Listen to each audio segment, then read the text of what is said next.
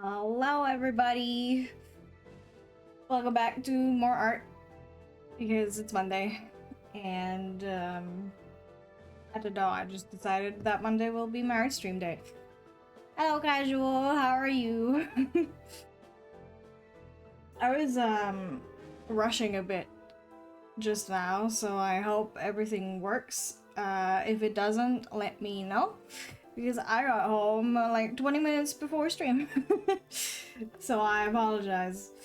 I've also changed my quote-unquote camera setup again, so I really hope it works. Because I notice when I mean, I don't look at the VODs much, but when I do, it's like, oh, because I'm looking down, it looks kind of weird because it loses tracking, and me no likey. So I've tried putting it somewhere else. Maybe that works. It's kind of annoying because I am using an iPad, right? So it's a little big on my relatively small desk, but it's annoying. It's because like my tablet is an on-screen tablet, right? And it's slanted. So it like I have to prop up my iPad so the camera of the iPad doesn't get covered by the slant of my tablet. I hit that 3 AM drunk filter. No, I'm not drunk. I promise. Even though I may slur my words sometimes like a drunk person, I don't drink. Maybe this fixes it. I don't know. I'm just trying things. Because it's just a space issue. I don't know where to put it properly, where it like would be able to capture my my mug without causing issues. Tape it to the wall. But I'm not close to a wall. Either way, I've DIY'd it. I put a small box directly under my iPad, and now it stands a little bit higher up. So I hope that works. And if it doesn't, just let me know. I don't know what I would do, but let me know. But either way, I like, I guess, pushing myself when I draw, even though it's not really, you know, because like I'm still drawing the same characters and stuff, and the poses aren't complicated, but what we're doing today is we're drawing two people interacting. A little different from my usual, because I usually only draw one person. I am trying to do different things that I usually don't do.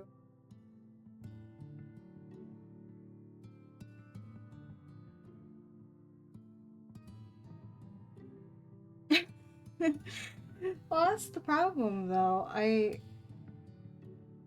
Because of my limited space, my desk is taken up by my two monitors, and then, like, where do I put the iPad, you know?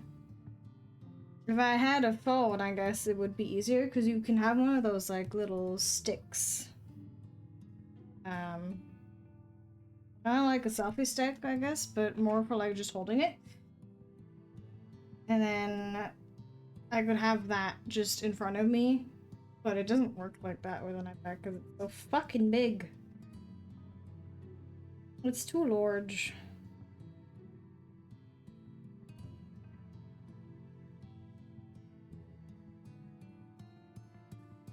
But yeah, I am drawing myself today and my friend Fu because I don't know, I just felt like doing it. I don't have any particular reason.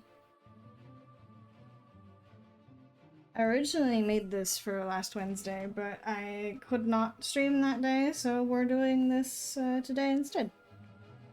Which is fine.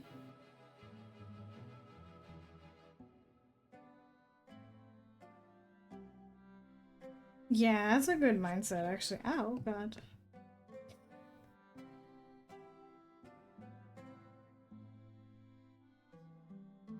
Do it until you can do it in your sleep, I suppose. Oh, I don't know if that's like an Austrian slash German thing, but did you also have teachers basically say, I want you to memorize this and learn it until you can actually, if I like wake you up at 3 a.m., you will be able to recite it to me perfectly. Because our teachers used to say that, and that was really strange. I don't know how to like. It sounds a little different in German, but it's essentially if I were to wake you up at 3 a.m., you should be able to perfectly say the exact thing. And that's weird, but it's also funny. Although I'm not, like, I don't know how I feel about the whole just memorizing it kind of thing without understanding it. I don't think that's a good way to learn. But for some things, I think you do genuinely just need to do that. Which, it is what it is, you know?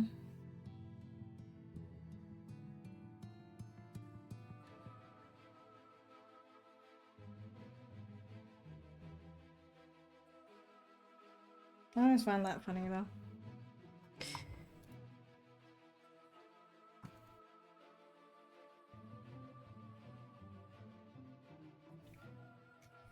Let's see.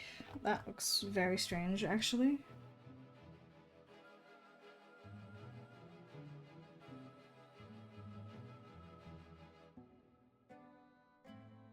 I guess that's actually pretty solid way of doing it, because it's like repeating things will always help you learn. Even if you don't understand the material, at least you will remember it. But I think the most important part usually is just to phrase it poorly. A little like aha moment where suddenly you get it and then it all makes sense and then you just know stuff. But it's not always easy to reach that point. No, I'm drawing strangely.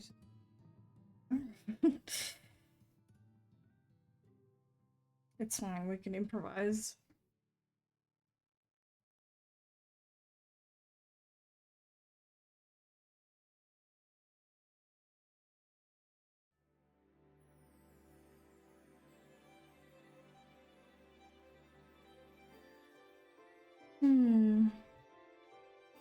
We'll be doing one more art stream before my vacation. Or at least we should be doing one more. As well, and I get to go on vacation. Which is currently not certain, but you know. I would like to go, selfishly.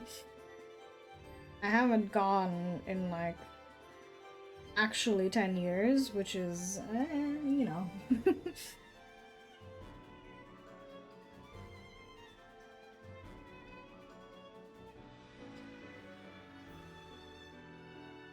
Yeah, I guess that makes sense.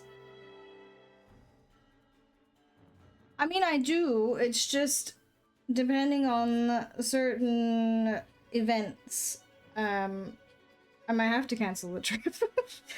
Which are unfortunately events that are basically out of my control. But if that resolves itself more or less until a few days prior, I should be able to go.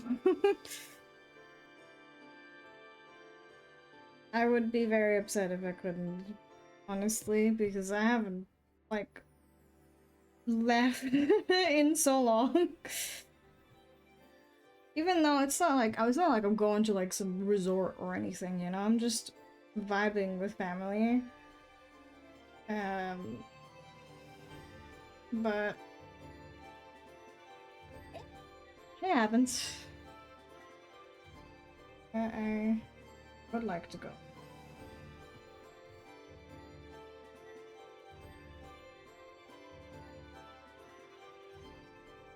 And then, like I said, if all goes as it should, which I'm really hoping it will, we'll do one stream on Monday, and then I will be gone for a whole week until, well, Monday again, but I'll be home pretty late, so I don't think I'm gonna stream on my day when I get back. But it'll be fun. I think it'll be nice.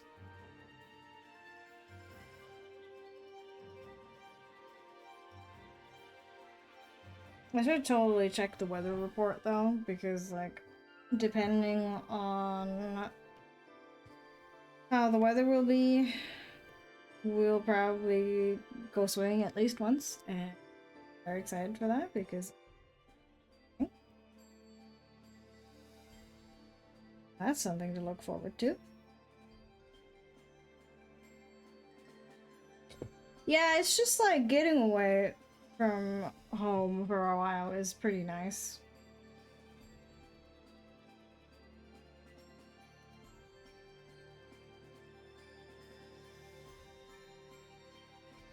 And like my relatives' home is very.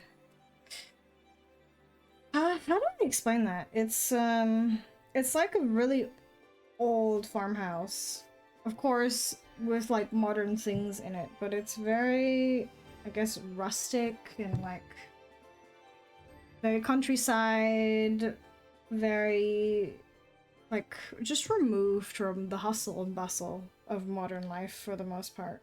And I think I will enjoy that greatly. Even though I don't live in a big city, I still have to be there a lot. So I think it'll be nice.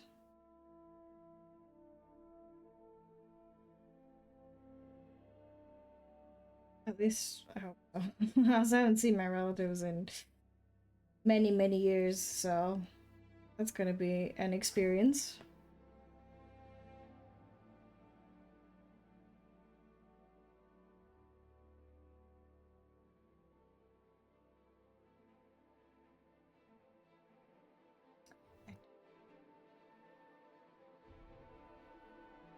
I'm gonna get rid of that.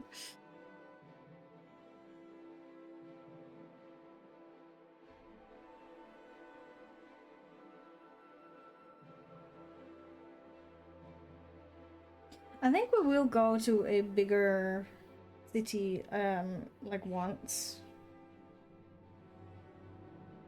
For like essentially a shopping trip maybe, and like seeing. Is it a tourist attraction if I'm technically from the country? Or not even technically, I am from the country. I don't like how this looks. I'll just do it. I guess I am technically a tourist. I'm just a very local tourist.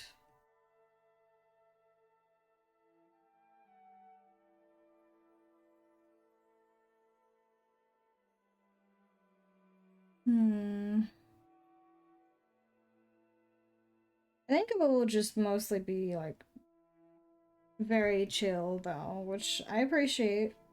I am not the biggest fan of like the hustle and bustle. To me, oftentimes it's just too loud, too much stuff going on at the same time. And I don't really like it, I must say.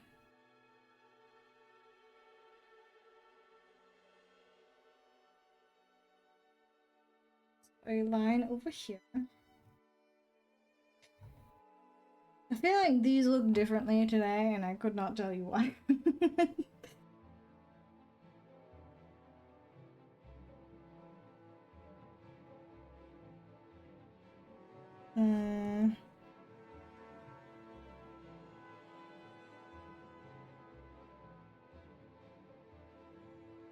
I don't know. Because, like, on the one hand, if you live in the city, you have access to a bunch of different things you wouldn't be able to have otherwise. Like, for example, good internet, which I don't have, but, it's just, there's, like, too much going on all the time for me. But maybe that's because I grew up living on the countryside and I'm not used to it. It is for sure different if you are like used to this environment, but I'm not, so.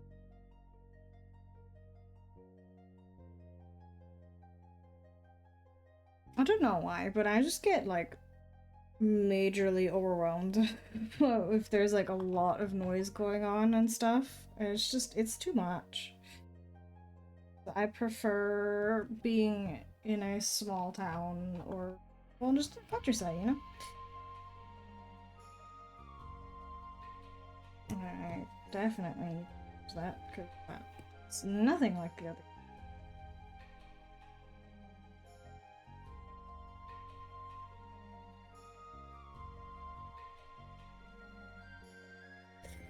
But yeah, plan is just like a regular week this week with 3 streams. Today, art.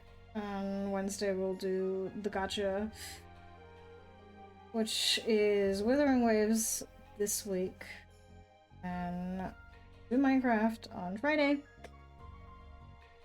And then on Monday, I'll do another art stream. And then I'll be gone for a week. See?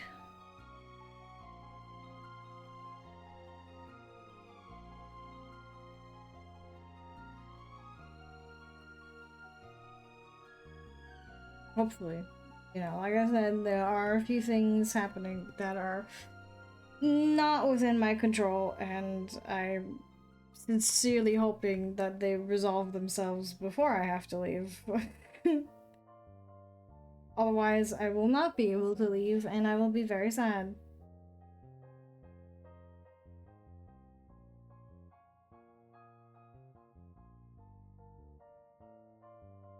It's like, I don't know, I haven't gone on vacation in so many years. The fact that the one time I do get to go, something is potentially going to mess it up for me. It makes me a bit anxious. But we'll see.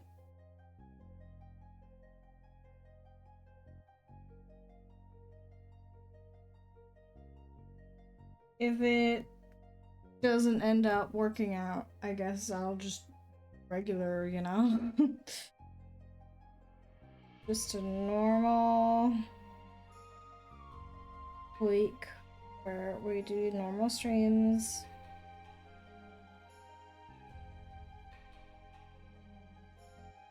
I really would like to go.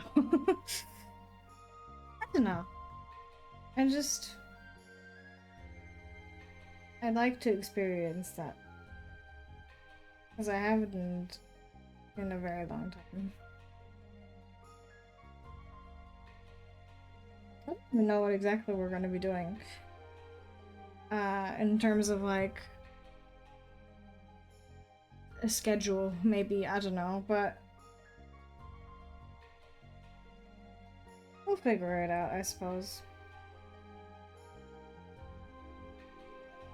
I do know we're gonna go out to eat for sure quite a bit, and I am very excited for that because we're gonna be eating a lot of local cuisine, and I really, really like our traditional foods.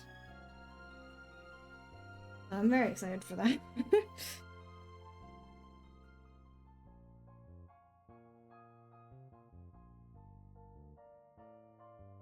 And the swimming too.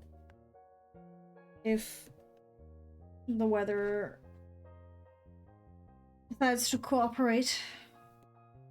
I mean, it should, right? Because, like, we've been getting storms, of course, but usually they didn't last that long, and for the most part, we just had a lot of very hot weather. So.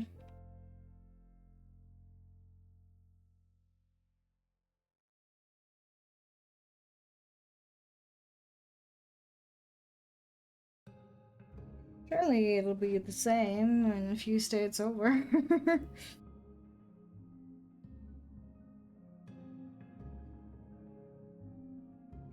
I don't know. We'll see though.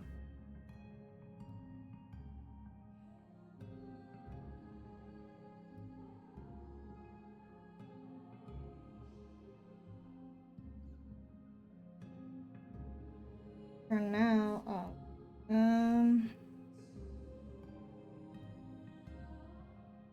for now we're just gonna be here and enjoy our week, and if you don't see me next week, apart from Monday, hopefully, do not despair. I am not leaving you forever. I will be back.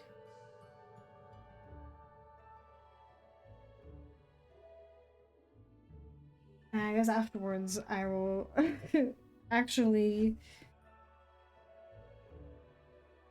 start the whole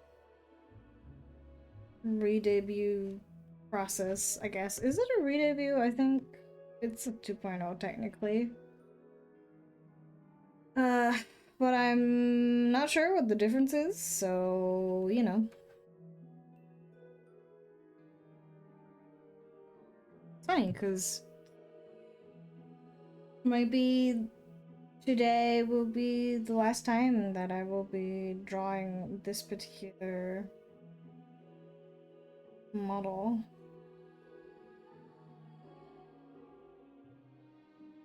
Because it'll look different. Of course, you'll still see it, right? For quite a while longer. But the art's gonna be different from now on. And I really hope I don't mess it up. Because there are more details now that I just have to draw by hand because I don't have a specific brush or anything I used. I just pretty much winged that. But the more you draw something, or if you draw something a lot, it'll be easier and easier and easier. Because you just get used to it, you know?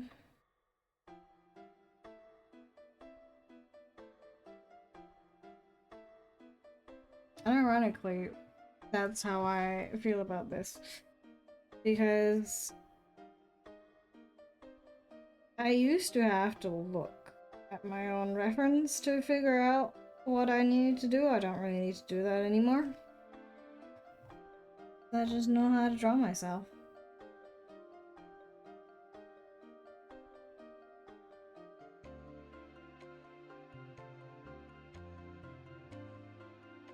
And I'm hoping that I will reach this quote-unquote state with my new model. And I won't have to have the reference out every single fucking time. Not that that's like any issue, but you know, it's just being able to see that you have actually improved is very nice.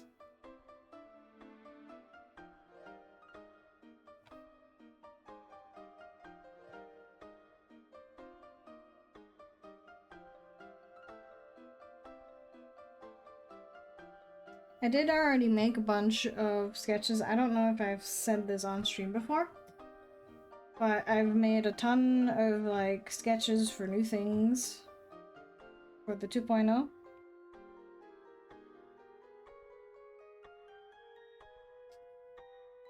And I guess once I get back and do the whole reveal thing and whatnot, I will draw those on stream. Although a lot of them are like really rough still. Like genuinely. They're just blobs. But some of them already look a little bit more advanced, and we can totally make that work.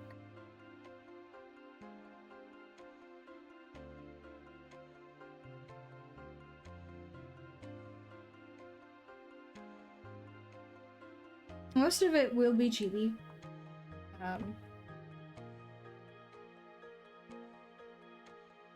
Which is fine.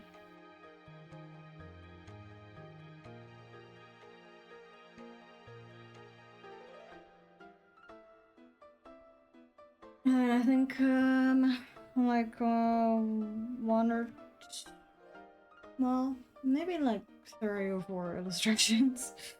But we'll see.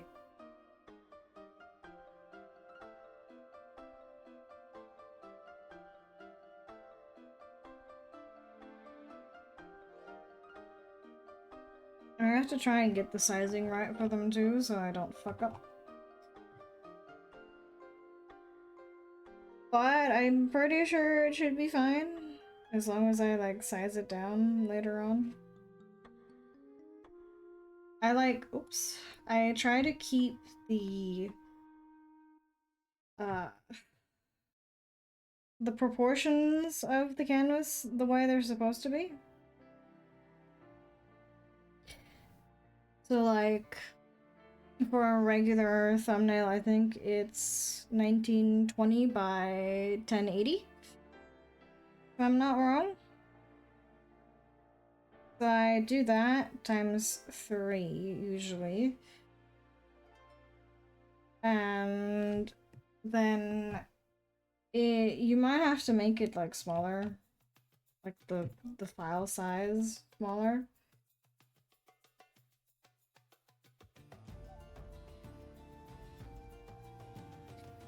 But that's totally fine. It's not like that's impossible to do. It just allows me to draw more details in the canvas without like it getting super pixely, which I don't really like.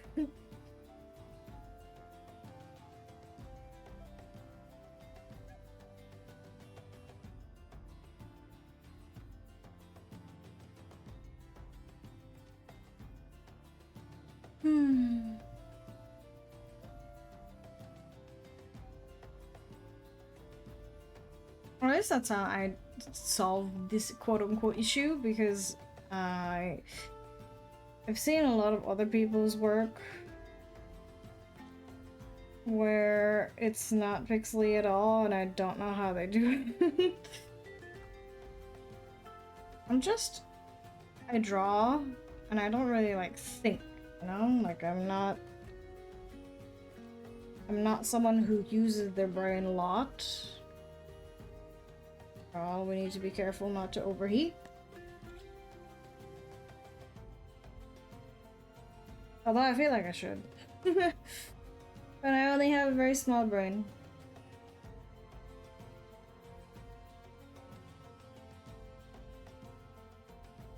So I try. But sometimes I just run into issues and it's like, oh, I don't know how to fix this. Oh well.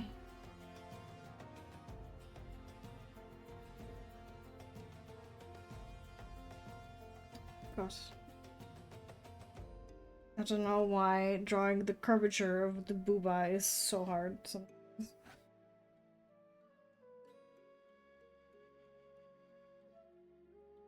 Sometimes it's really easy, and then sometimes I have to redraw it 10 times to get it right.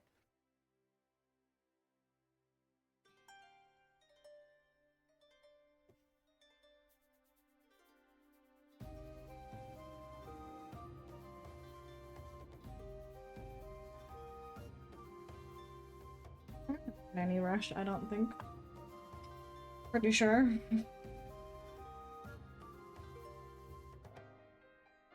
Honestly, if I had more time to dedicate, I would love to add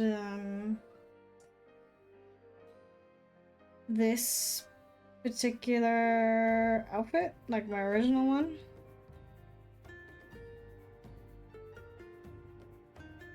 To my model as like a toggle. Because I think it would look really nice.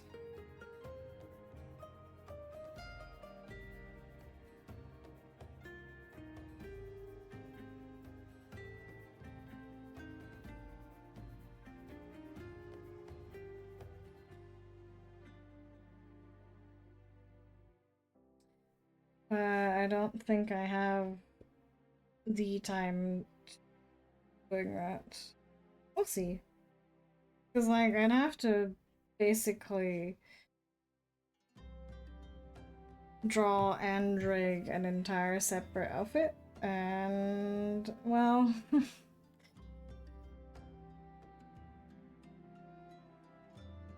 that's a lot of work.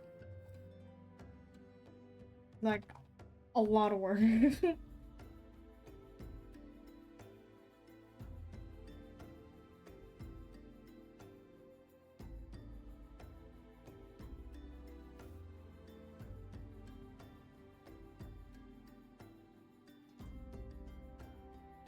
Maybe later, you know?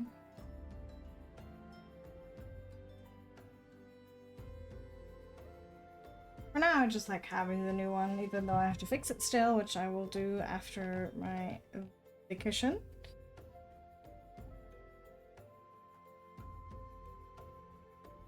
I will try to fix the few things that are not quite working just yet. And then...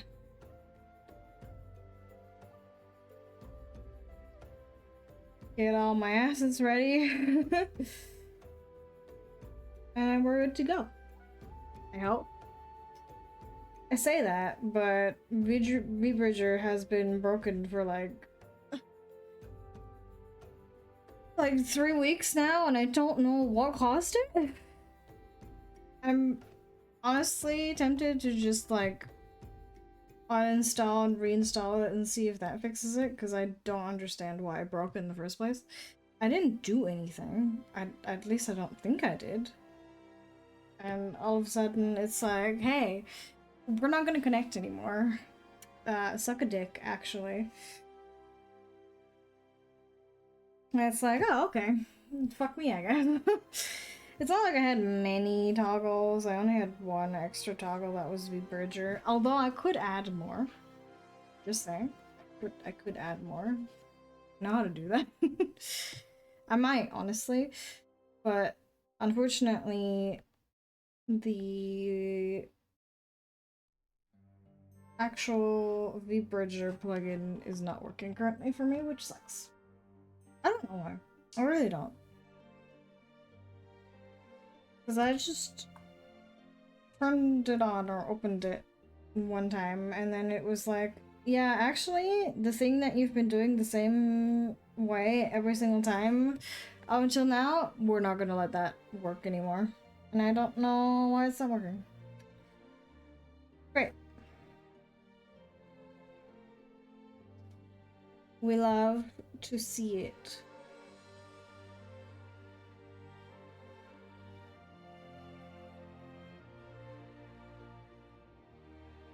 Honestly, I should zoom in for that. But I have to figure that out too.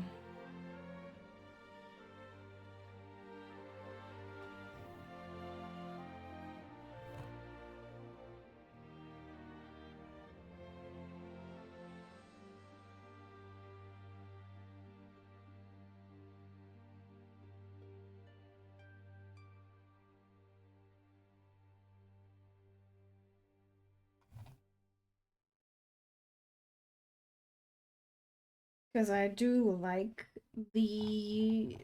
how do I phrase this? V-Bridger allows for more expressive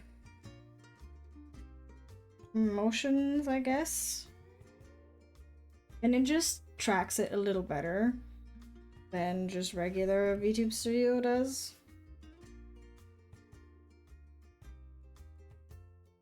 So it would be very cool beans, actually, if it decided to work again. I'm just saying.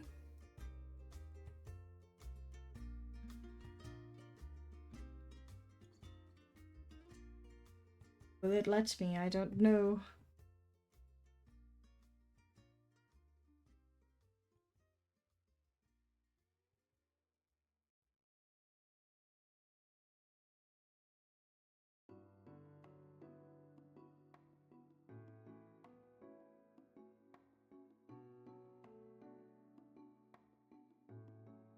I do.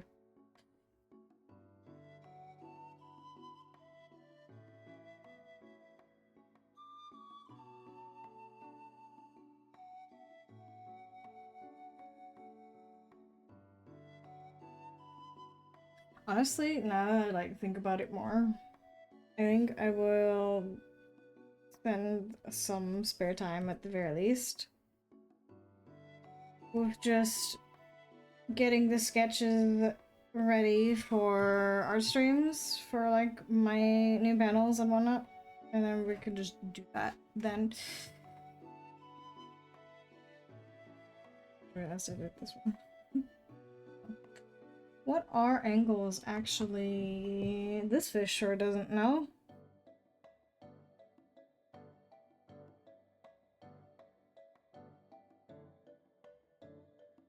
We see more of this side, so obviously that means we need more of this too.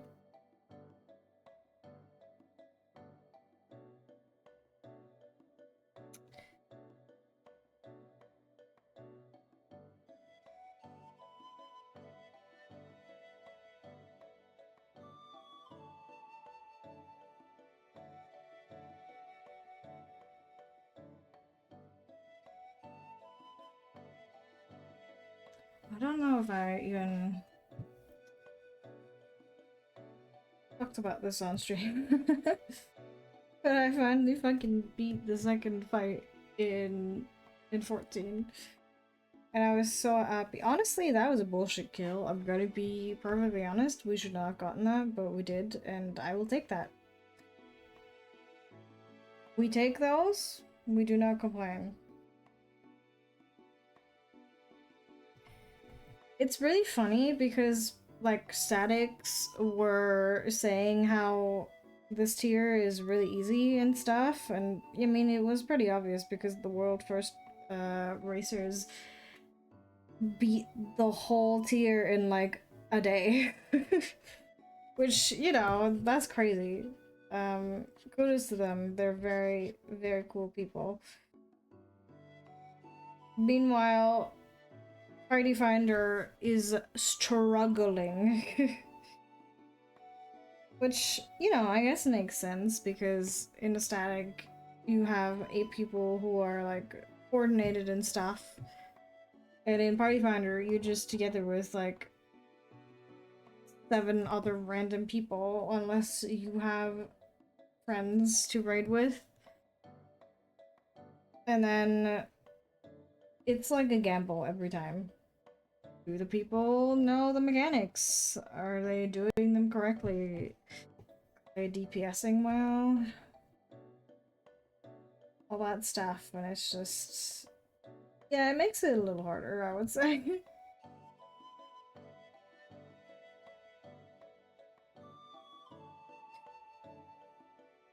Which, you know, is whatever. I just would like to selfishly clear this relatively soon, which is easier said than done because it's like you need to do re-clears first for the year, right? And then you have to hop into whatever fight you're currently trying to prog and trying to get through that.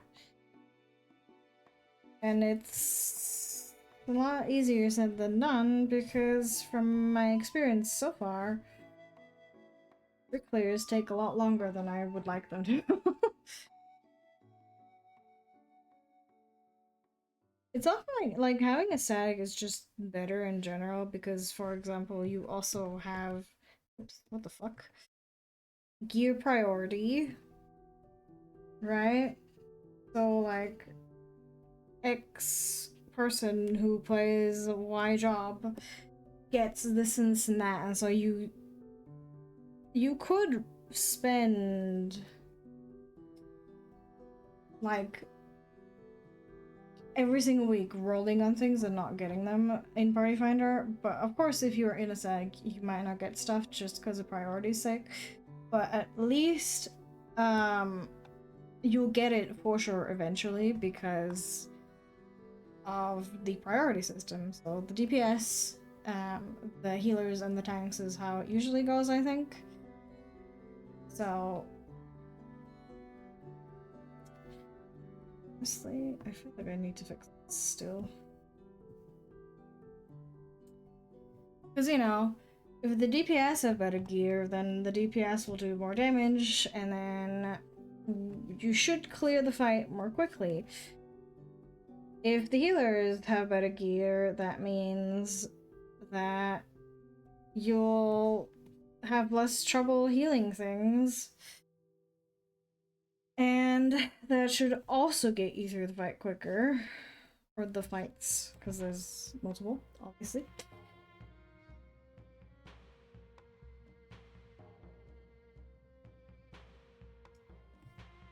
And the tanks... I mean, I have actually... This is just me whining again.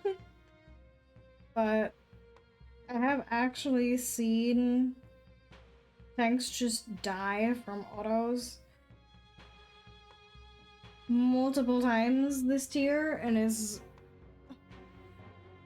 To me, this is very strange, but you know, I get it.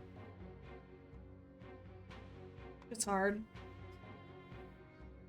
I feel like it has happened before to me as well, but not nearly as often as I see it now.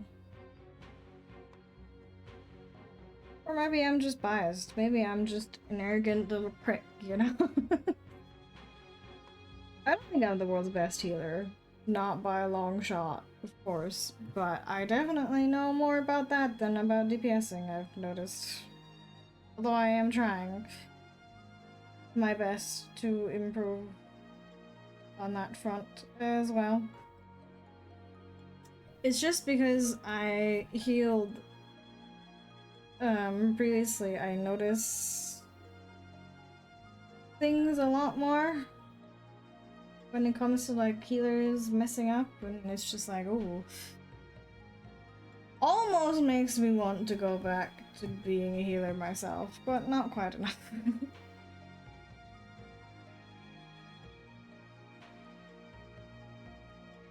I feel like I should also go down. Something like that.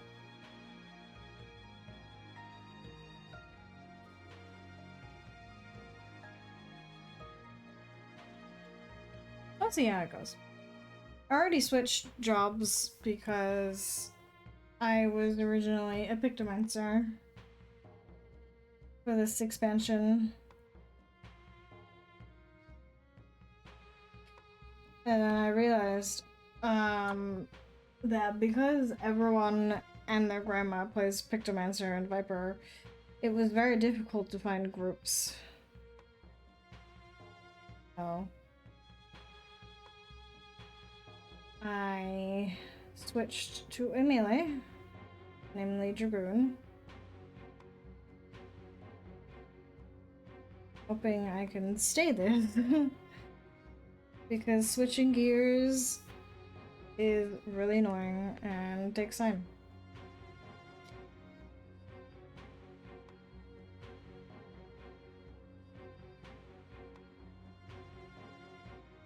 Unless you have like a pocket crafter that will just make you into melted gear day one or whatever. It's not that easy to just switch to whatever, you know?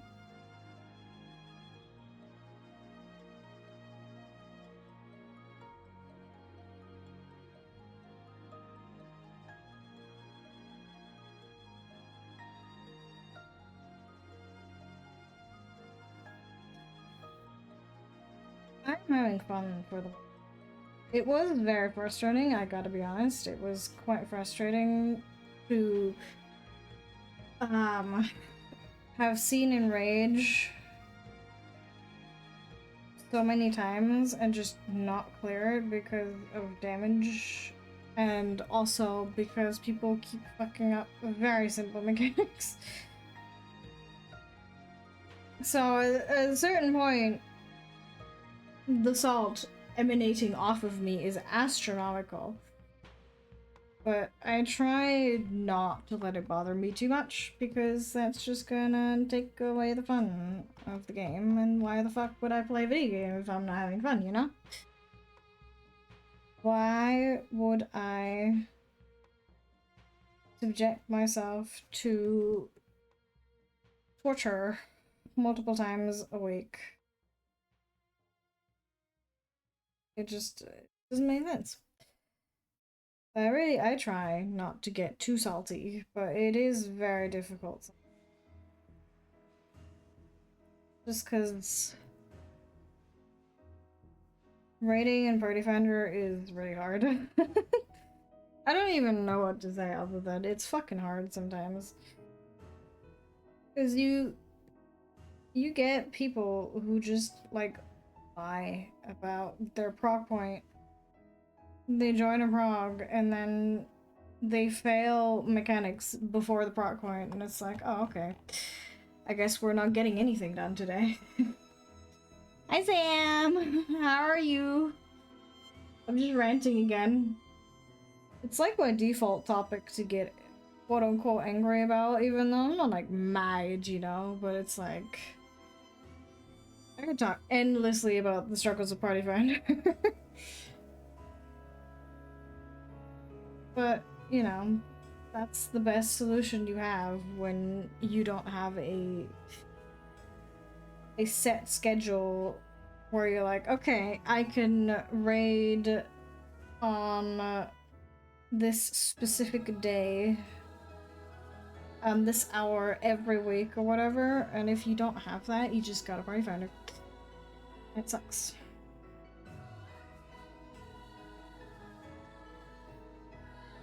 You're good. That's very, very nice to hear. What have you been doing, if I may ask? I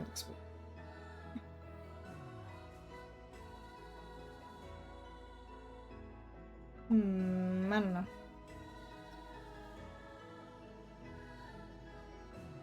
Ooh, okay. Fancy schmancy.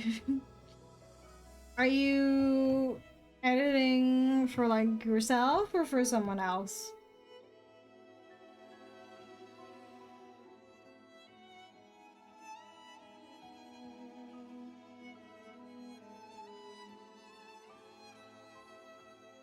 Honestly, I should get into doing that as well.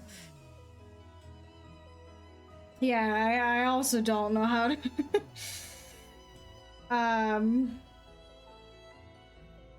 I think this is a valuable skill for people like streamers, unless you have the money to pay someone to do it for you. But usually you don't.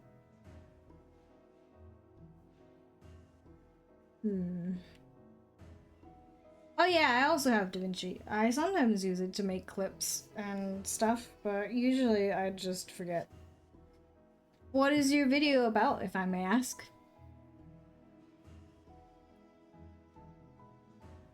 Looking at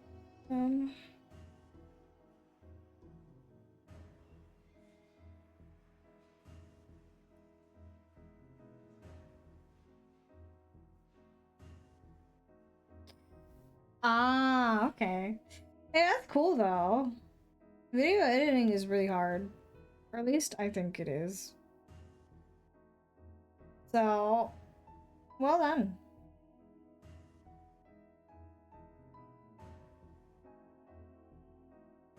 I'm sure if you like actually get the hang of it and do it uh more frequently and stuff, uh it'll like, you know, it'll be easier because people do this for a living and stuff. But for me, this is one of those, wow, you're so cool. I don't know how to do this kind of skills. Or are they? I mean, I would love to have a look. What is the name of your YouTube channel?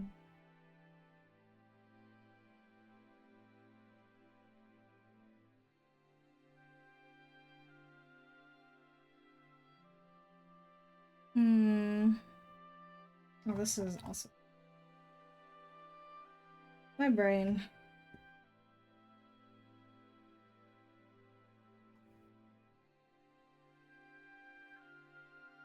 Because my hand is on top of whose head I will have to um oh. I mean, you know what? I'm surprised that isn't taken, honestly. But if it works, you know?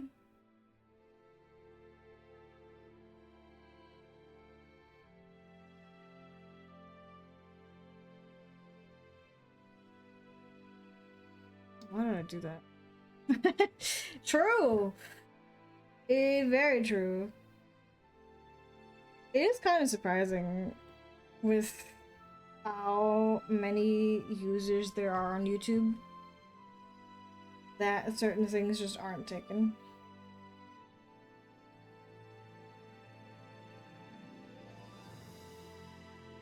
But good for you, you know?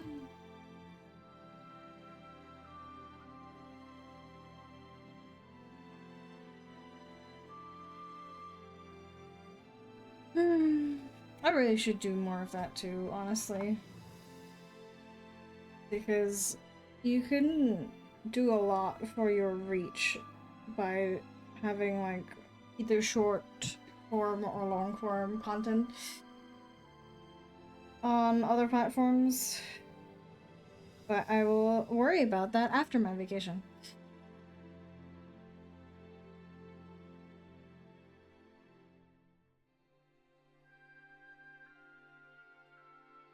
All of like the big parts of my project. Yeah, I'm going on vacation. Well, at least I should if all things go well. um, in a week from now on, actually. So I will be gone for a little while. Only for a week, but I will be gone. And then when I come back, I'm gonna focus on my 2.0, my review. But for now, I'm just comfortably sitting here and doing my art.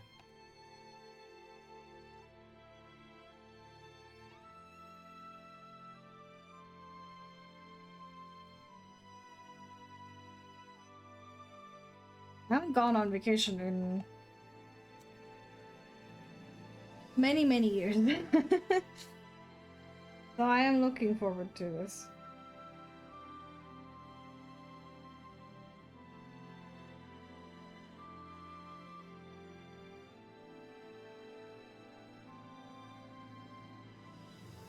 Okay.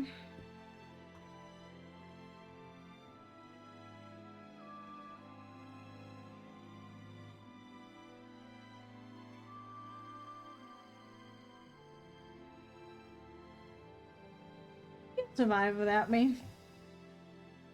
Even if it's just for a week. It's not like I'm gonna be gone for long. I'm just gonna be gone for approximately a week. Although I think I will still be streaming on Monday, like next Monday, but then after that I will be gone.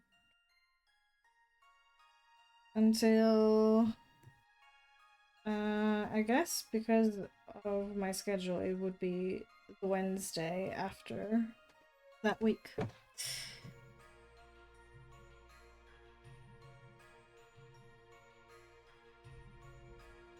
Hmm.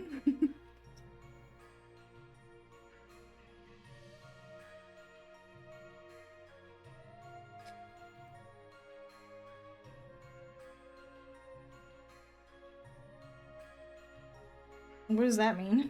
What does ABC mean?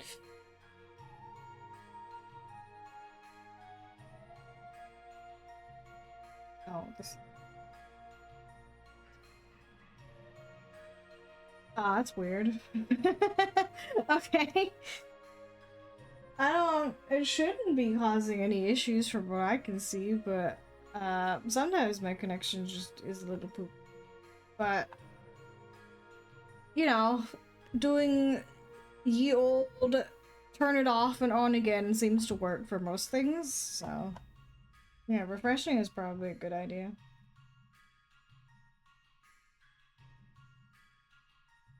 Could also be my end though, I don't know. As much as I love living on the countryside, I am forever cursed with shit internet, and there is basically nothing I can do about that. My favorite my favorite planet? Like in our solar system? Um, that's a really good question. I never thought about that. uh, hmm.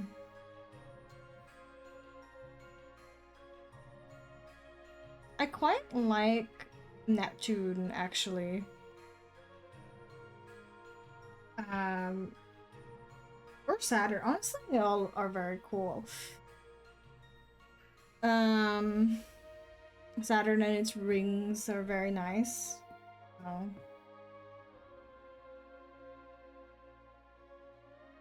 That is definitely something I enjoy. Yeah. Um.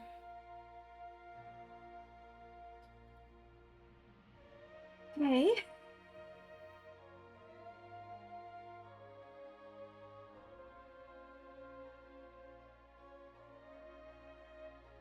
No, they all are kind of cool, but Saturn obviously has its rings, so it's a little cooler than the rest. And then I also like Nip, fucking blue and pretty and stuff. I don't know. Fucking Jupiter is also cool because it's so massive. It is really difficult to conceptualize very big things in the human brain, but it's just, I don't know. Jupiter is cool. I guess. But I think my ultimate answer is Saturn just because the rings are very cool. And I don't know if I remember this correctly, but I'm pretty sure they also protect us from all kinds of stuff that would hit us in space. So that's very cool. Thank you for that. I feel like this is too large.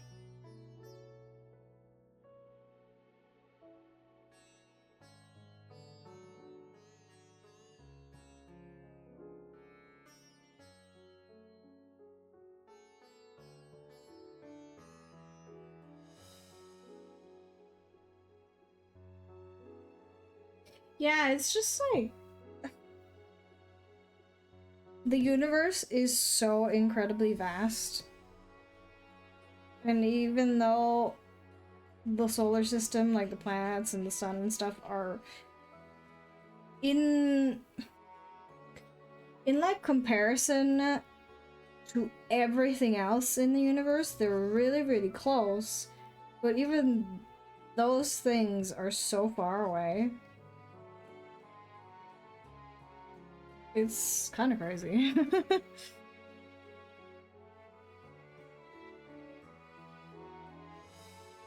Yeah, it's just like scale in the universe is beyond anything the human mind can really grasp. Which is, you know, cool, but it's also mildly terrifying. um, but yeah. It's just, everything's so large. We are just tiny specks of dust. And honestly, even way less than that in the grander scheme of things in the universe. It is certainly a very humbling thought, I must say. Because it's like a lot of people think themselves to be, you know, really important and all that, but in reality, we're nothing. In the universe, there's so many big things. We are just tiny little specks of nothing.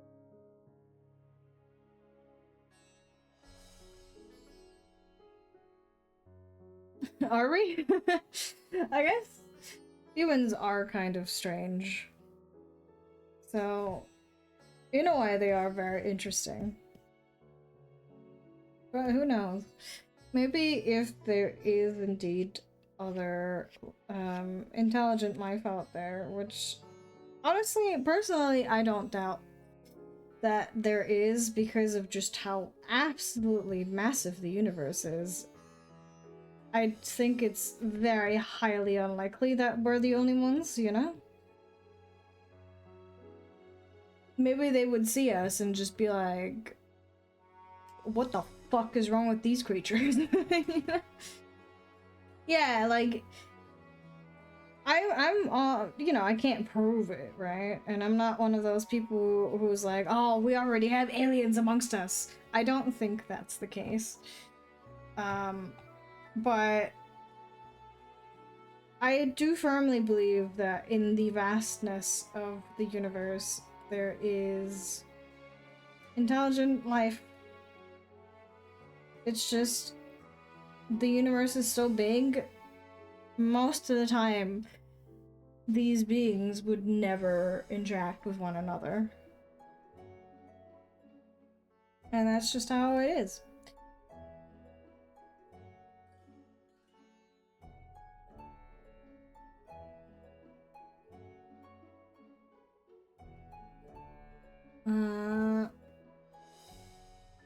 Yeah. Like, these kinds of comparisons show very clearly that the universe is just fucking ginormous, and it is bigger than anything we could ever even imagine. Rhea has left the server. Mine was never there to begin with. But it is very interesting to think about.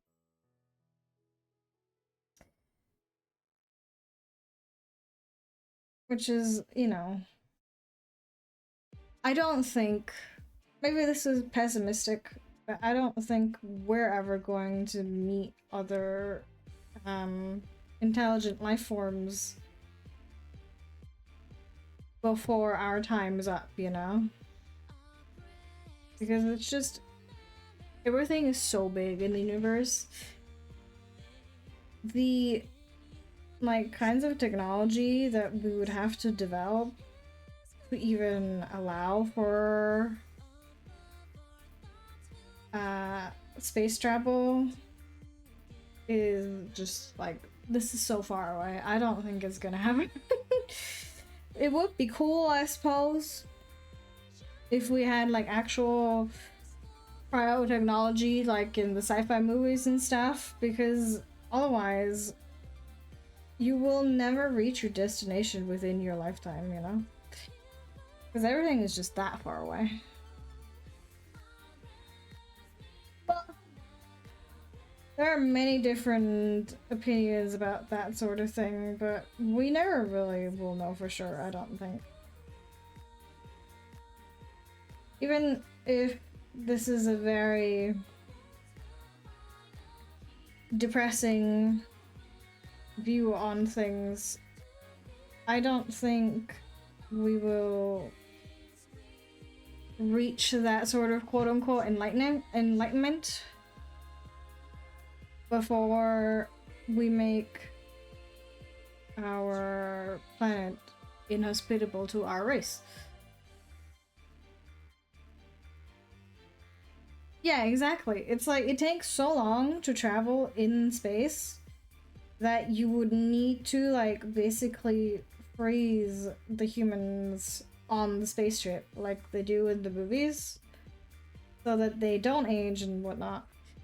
Because otherwise, they will never actually get anywhere. Because even if you were to travel with like insane speeds, it still takes so long to get anywhere.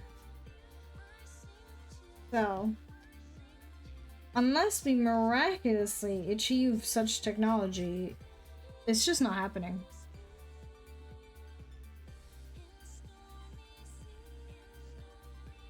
And even then, imagine you go onto one of these space voyages. By the time you're back, because time will still pass, you know, just you'll be stuck in that specific time frame, I guess, where you got frozen. By the time you're back, the planet might not be anymore, you know? Time is annoying. I suppose it can be. But it is very interesting. It's just, I think there are too many logistical hurdles for this to ever be anything more than like a movie concept, you know?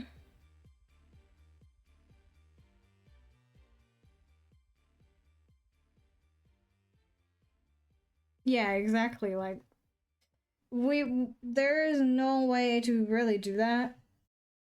And otherwise, you won't be able to travel in space because by the time you've reached your destination,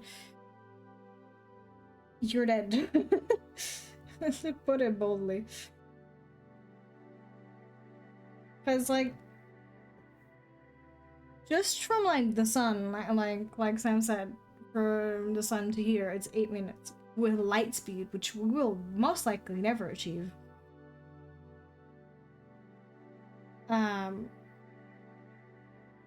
That's, like, in the term of the universe, the sun is very close to us, but if we were to think, I don't know, the Andromeda Galaxy or whatever, that's so far away, you'd have to freeze people to, like, let them reach their destination.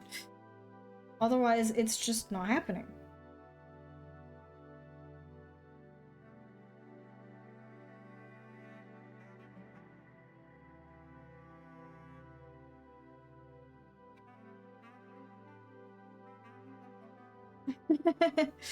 I suppose that is true. Technology is ever evolving, and I do have faith that we will find many new things in the future.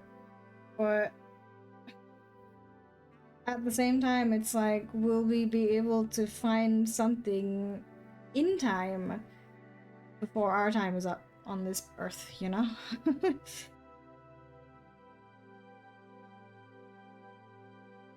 Yeah, that is so much time. I don't know if you know this, but the human lifespan is not that long. FYI, humans do not live for that long.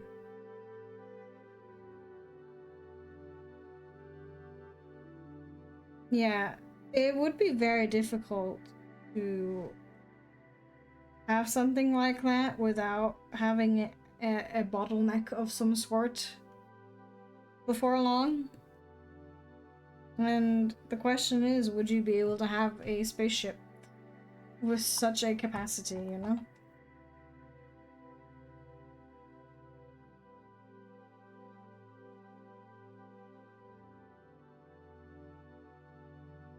Question is also, do people want that? I guess, because if you essentially spend your entire life on that vessel, it would have to be more than just, oh, I have food and clothes and a toilet or whatever, you know? You'd need, I guess, entertainment and such, and like work, which would essentially mean that you would need an entire city in a spaceship.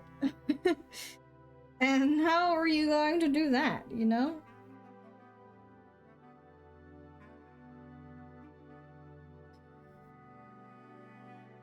Yeah, but the question is, how long is that going to take? It's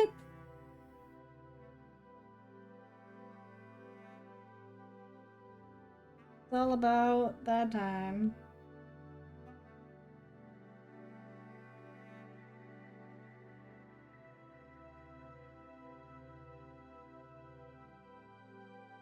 What do you mean by it? Planted humans?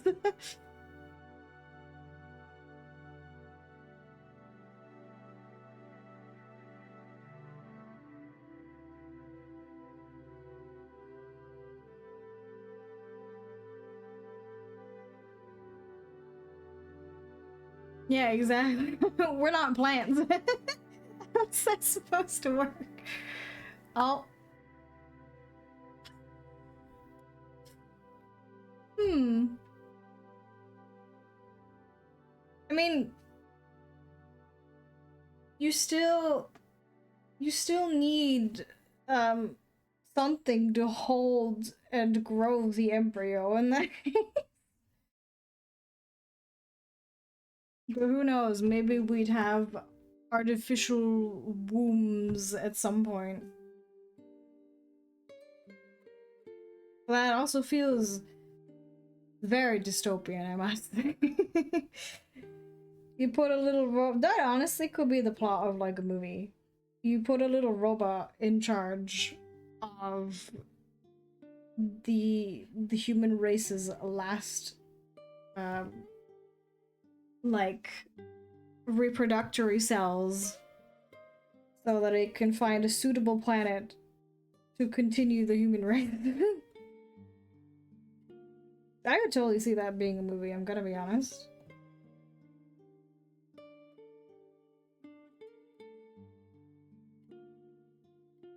Me and oh god.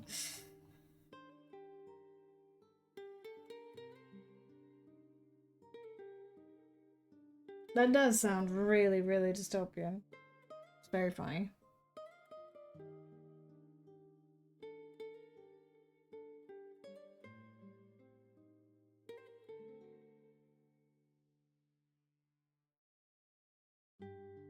Yeah, I don't think it works like I don't think that's gonna work.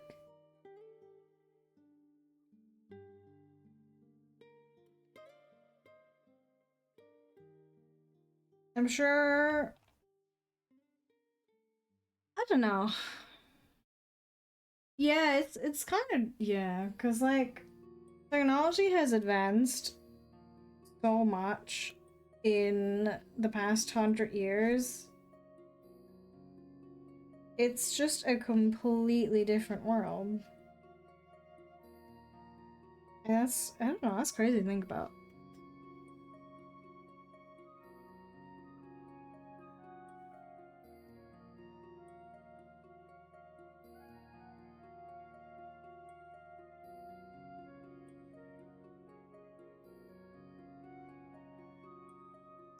I I do have to say I've never watched that movie.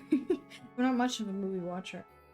Even more so if it's like even though I think the whole like actually traversing space is very cool. I've never really gotten into sci-fi.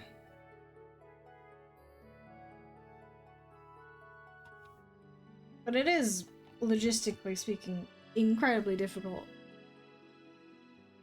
But it would be cool, you know? It would be cool. I think it would be very cool beans. Imagine if we could just travel to another galaxy. All the things we could see. Oh god. That's already so long ago.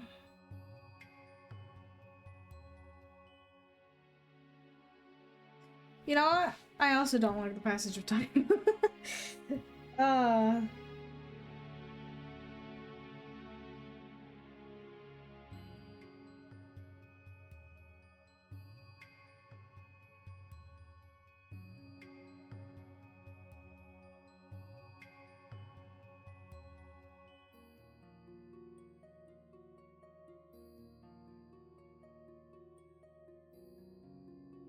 hmm.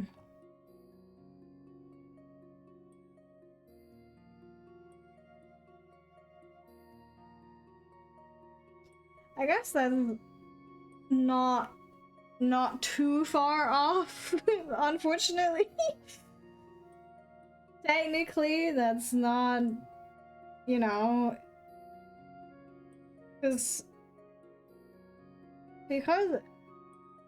well, not everybody, but at least people in the first world countries are basically constantly online. That does ring quite true, actually. It's very strange to think about.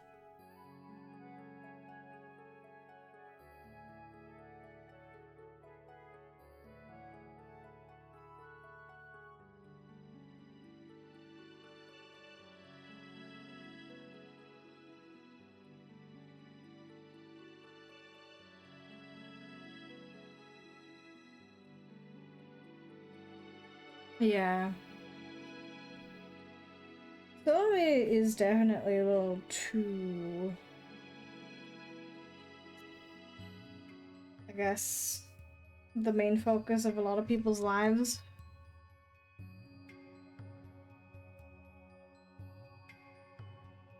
It's also not really that good for you. Being like constantly on social media is not exactly the best for your psyche.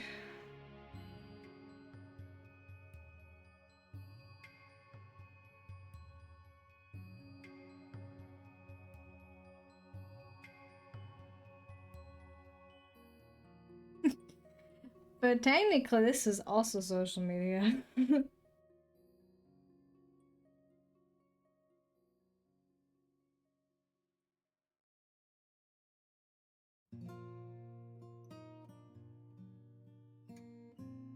I don't know how realistic the whole chip thing is because I feel like a lot of people. Well, and I mean, the thing is, a lot of people would be really fucking upset about that. Just because it's like, that's definitely a human rights violation. But maybe they'll just do it anyways, you know?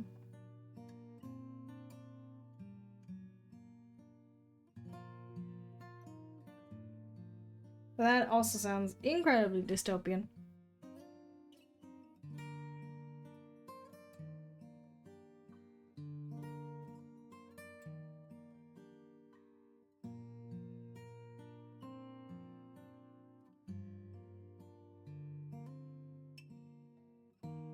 You know what? That actually, yeah.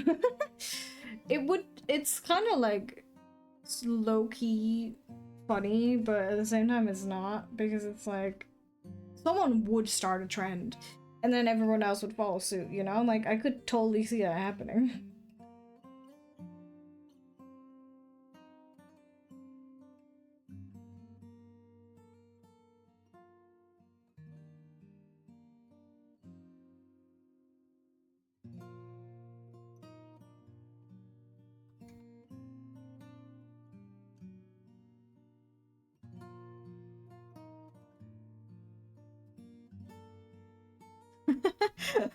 Why does that look like an actual advertisement?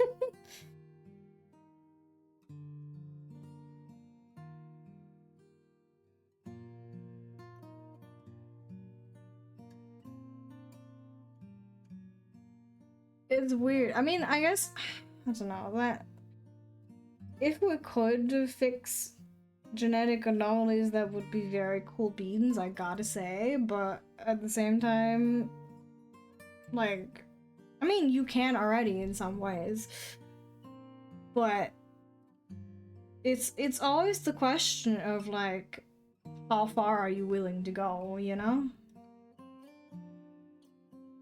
When does something become unethical?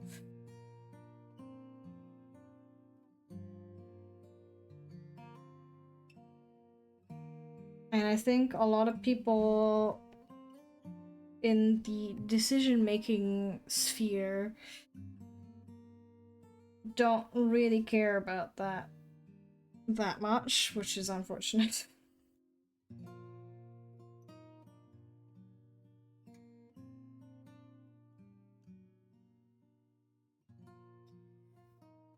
Oh my god, imagine they put like a chip in you, and if you're not subscribed, they will like play an ad in your brain.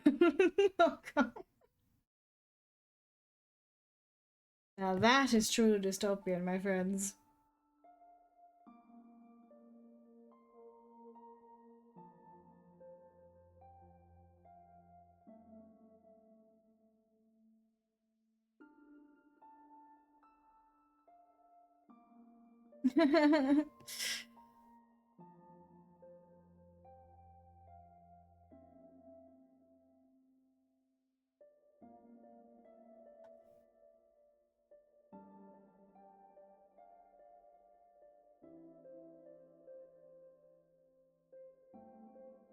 Yeah, but that isn't that I'm sure. Well, I don't know because this is all hypothetical, but like that sounds very illegal. You know?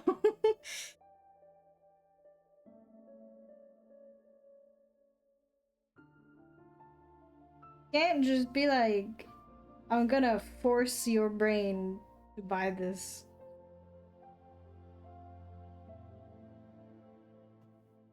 That is true. The actual like science behind what makes an ad effective and what doesn't is very interesting, but also mildly terrifying.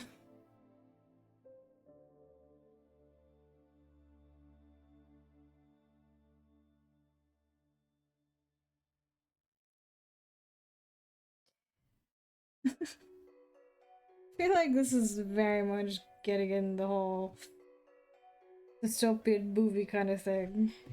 But I guess you do have a point at the same time.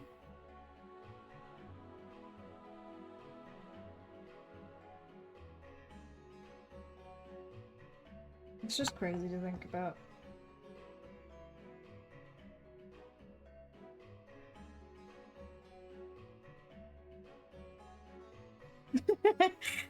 Hey, it's 3 a.m. somewhere, I'm sure.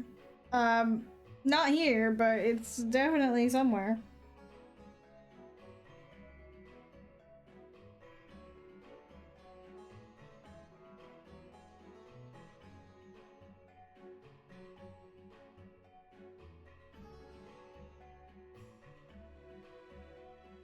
This is like peak fucking conspiracy theory, tinfoil hat kinda.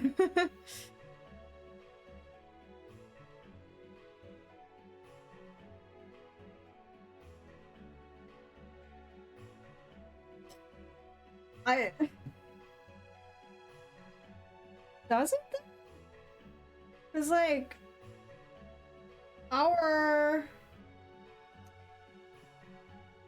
how we perceive time and like the numbers we put at certain hours, that's a man-made construct, but the passage of time still happens regardless, you know?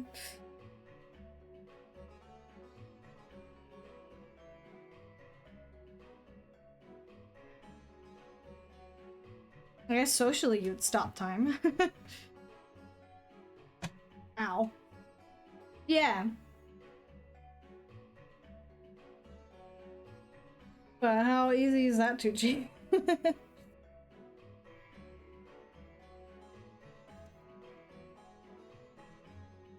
feel like I made that too.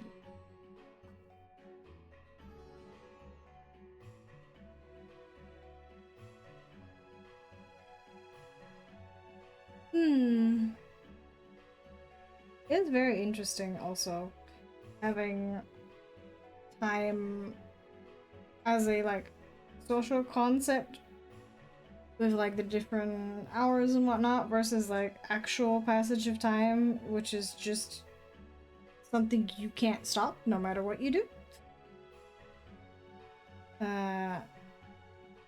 But that is also peak 3. It's true though, because like even if you somehow manage to stay in the same hour of the day, you would still age.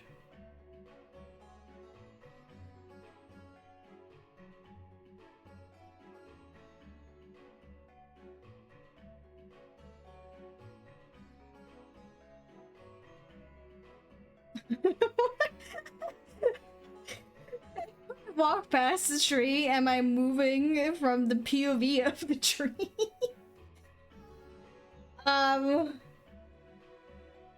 Well, first of all, the tree doesn't have eyes. Now this is truly peak 3am Cobble. I mean...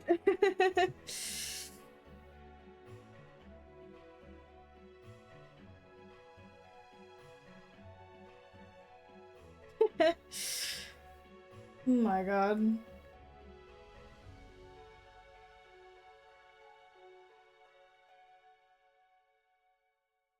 Yeah, it's always important to like have a frame of reference for your movement. Otherwise, you know, things don't quite work if you don't have a frame of reference.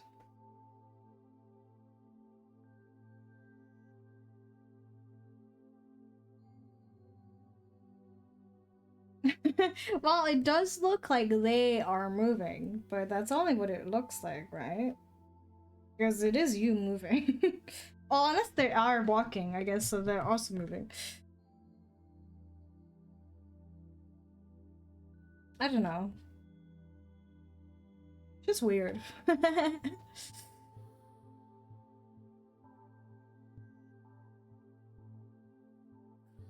Yeah. You always need to have an actual frame of reference for things.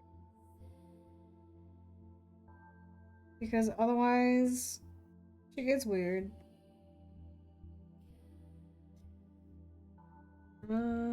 Hey, my reference, because I don't remember.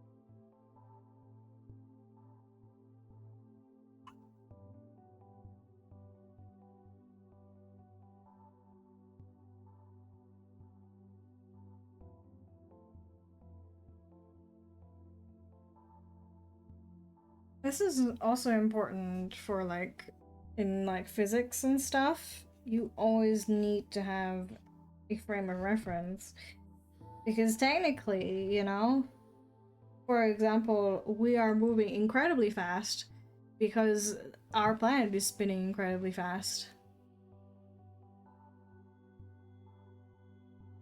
So, it's all something to keep in mind, I suppose.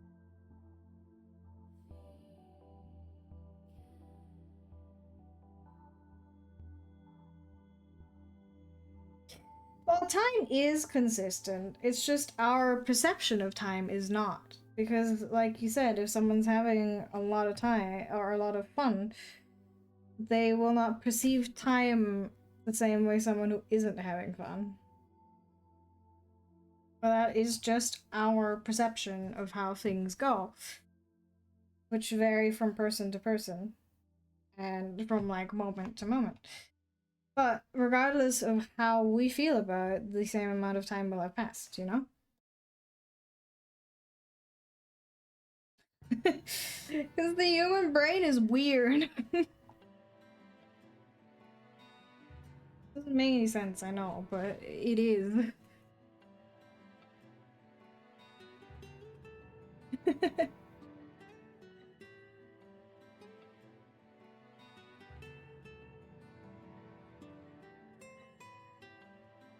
Didn't know we all had superpowers. It is very interesting though. I wonder why when you're having a good time, it does actually feel like time is moving faster than if you're not having a good time. That's really weird, but it's also very cool.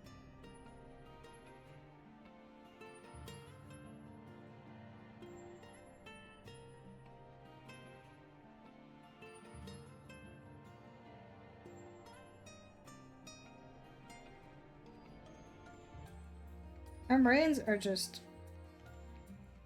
the funkiest little things, you know?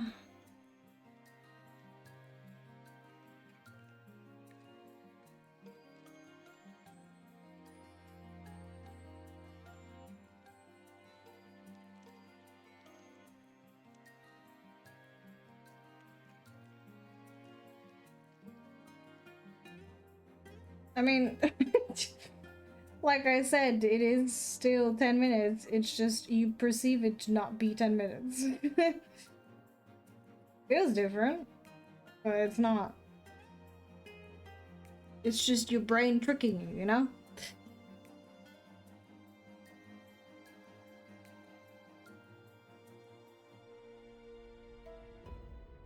Whatever arbitrary number we assigned to this measurement of time.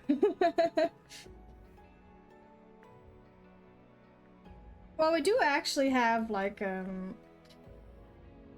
don't remember exactly how it works, but like we have a set definition for like seconds and stuff with like an atom clock or whatever it's called. So there is like an actual baseline for it. But of course, does that mean anything? I don't know. Time as how we perceive it is incredibly subjective.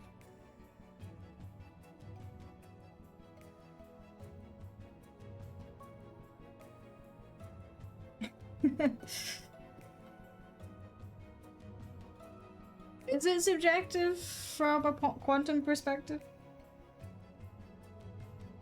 I don't know.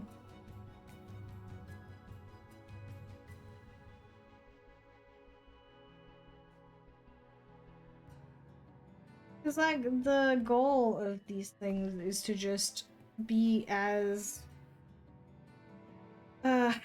objective as possible given the like natural parameters and stuff. Using things that will not change no matter how much time has passed.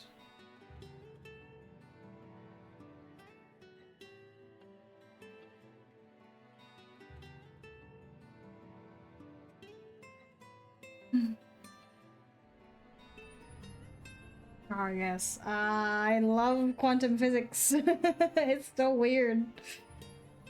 I think that's still one of the coolest things, honestly. The fact that if you observe a particle of light or whatever, it behaves differently as if you didn't. Like, how does that work? Why does it do that? That's so weird, but it's so cool. Maybe it just gets a little shy in front of an audience, you know?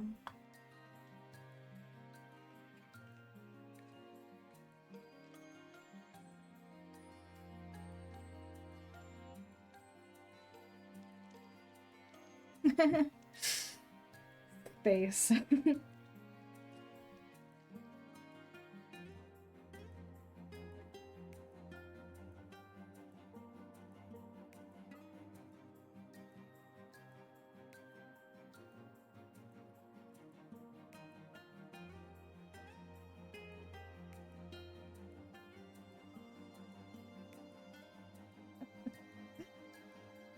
uh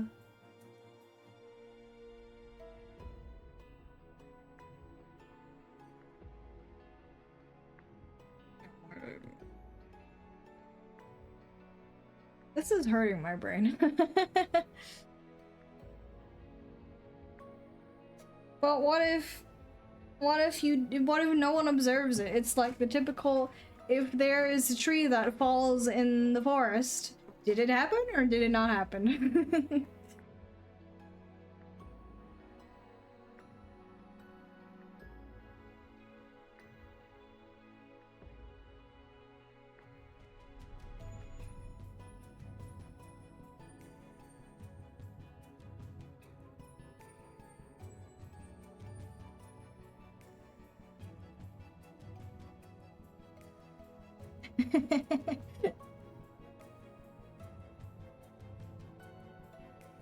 uh, how's your tinfoil hat feeling today, casual? Does it sit well on your head?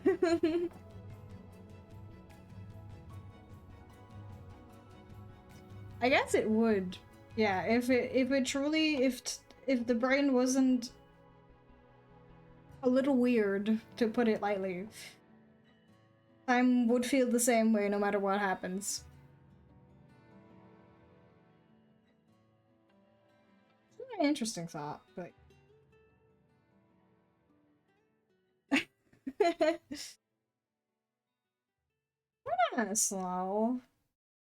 Given everything, the human mind is quite advanced. Of course, there's a lot of things other creatures are way better at doing, but we're pretty smart cookies, I would say.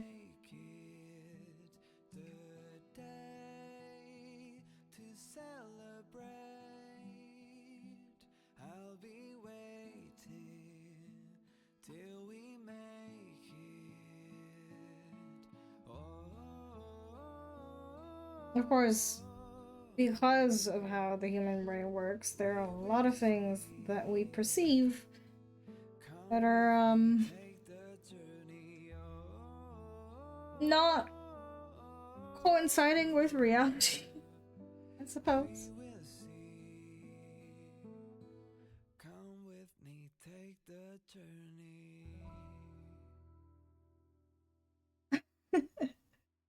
Is that really true?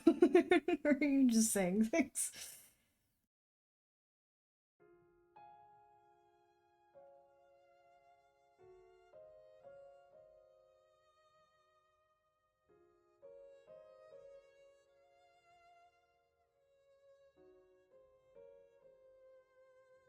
It's kind of weird. Like, the brain just started disassociating. It's just the brain in general is a very interesting like organ, but it's also very strange because it has a lot of faults. And even weirder, I guess, we are technically the brain is thinking about itself right now. You know, like weird to think about.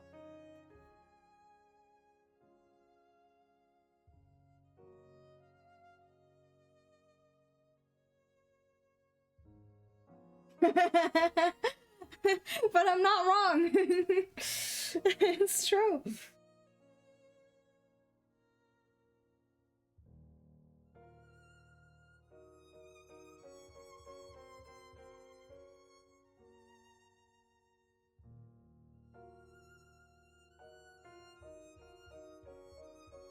Like super severe lag.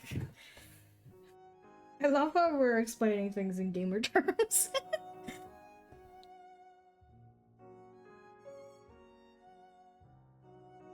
Oh.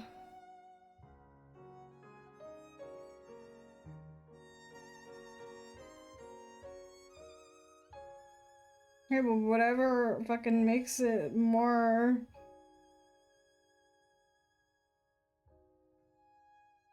digestible in your brainium, I guess.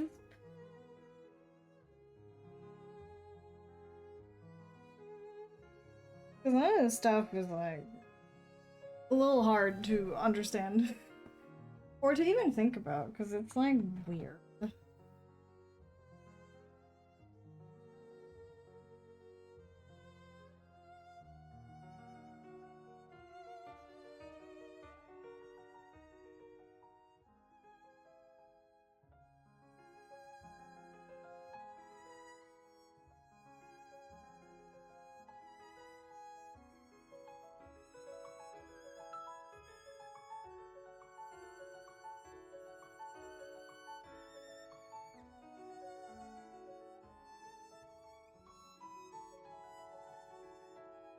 That's a good question because Siamese, or actually you're not supposed to say anymore, conjoined twins.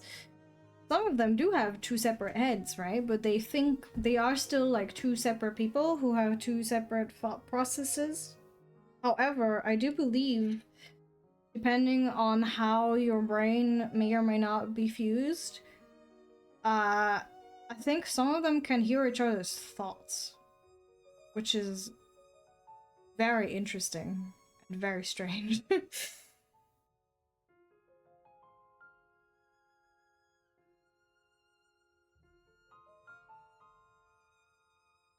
Because they do still develop as two separate people, technically, because they have two different brains. And unless they are, like, majorly... Well, the thing... I don't know, because, like, if the brains are connected, at what point is it one brain, and at what point is it two brains because of how tightly they are connected? No?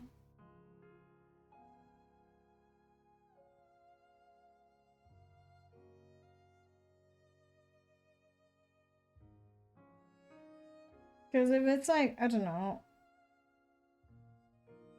mostly fused, does that make it one individual or two? Oh.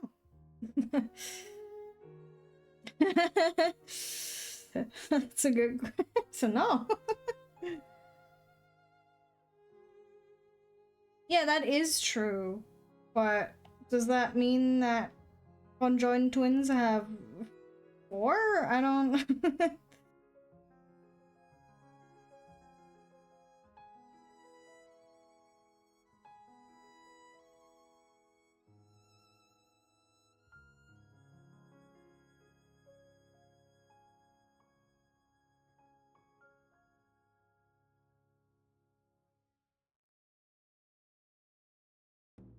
But yeah, I don't the question is, Jenny, just like at what point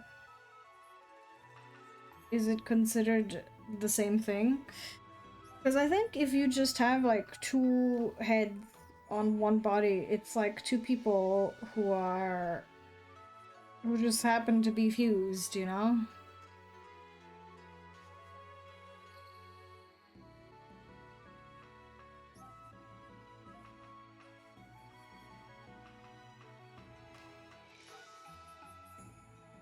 I guess yeah. That's no. That's also really I don't it's very strange to think about that we just like remove parts of the brain sometimes, you know? Or like cut something in half, or like, you know, like cut the connection and then you're just fine.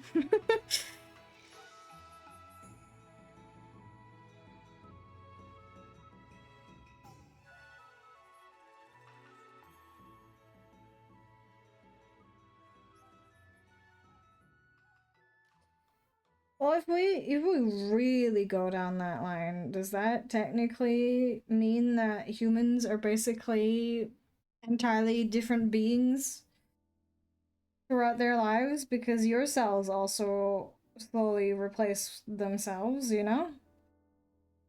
So like, what does that mean? You essentially eventually become a whole different human?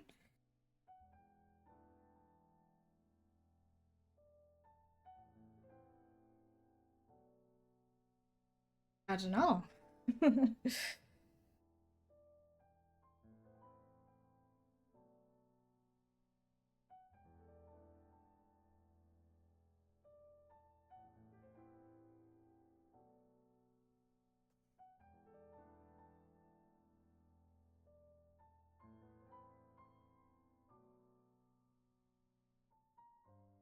I guess there are certain like your memory cells or whatever pretty much stay the same way. Because the human's ability to regenerate nerve cells is very poor. So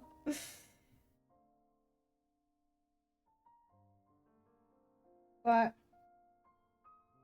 without, like, not considering that, at what point does it become a new human, you know?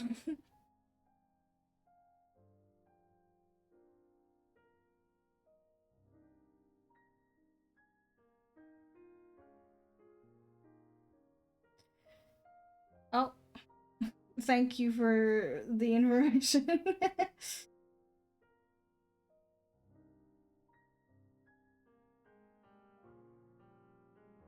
uh,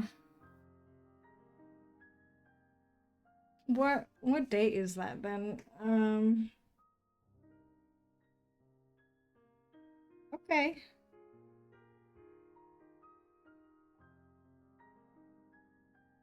Yeah, I will.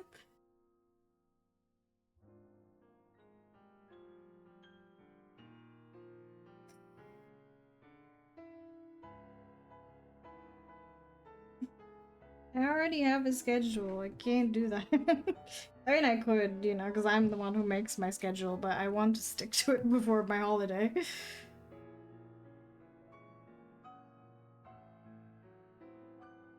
I don't know when the I don't remember how long it takes to essentially regenerate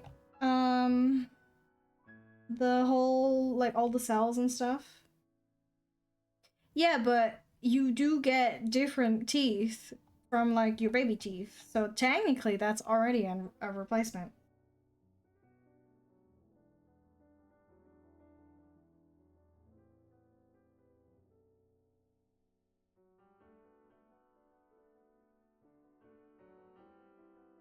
Although, I mean,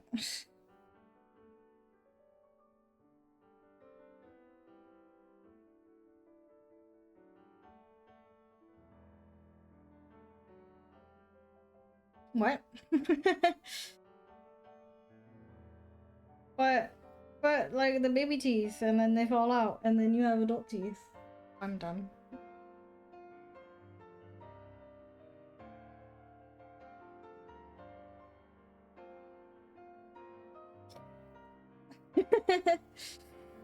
That is true. Technically, we are all always ever changing because atoms constantly move. Unless you uh um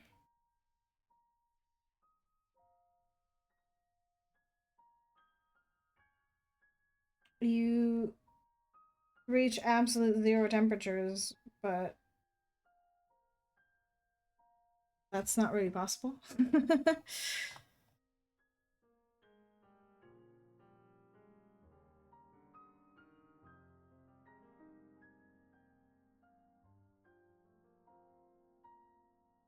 It would be kind of cool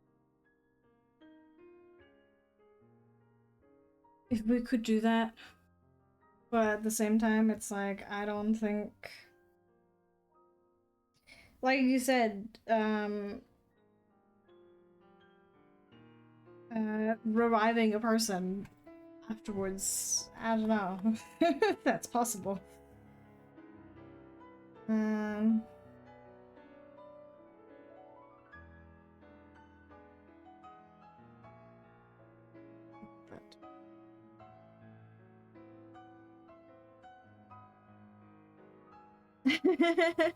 it, we did. We're back at the start, but it's true. I don't think we have surely we would know about this because as far as I know, we've gotten very close to like 0 Kelvin, but we've not actually reached it. Which is very difficult to achieve, obviously.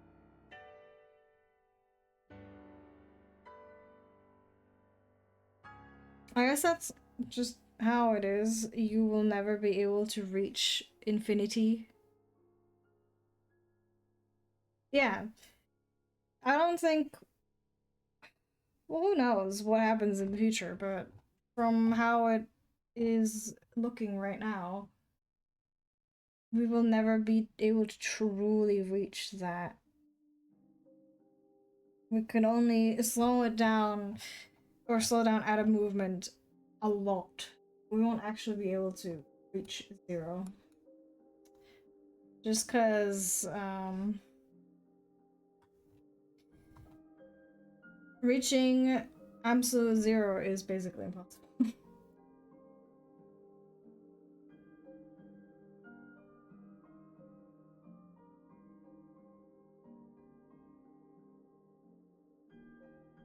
Yeah, exactly. Infinity is something that is whatever not within reach, because that's the whole point of infinity. Even if you count down to very small fractions of numbers, there will always be another fraction of a number. So you will never actually be able to reach that point. Very strange to think, but it is true.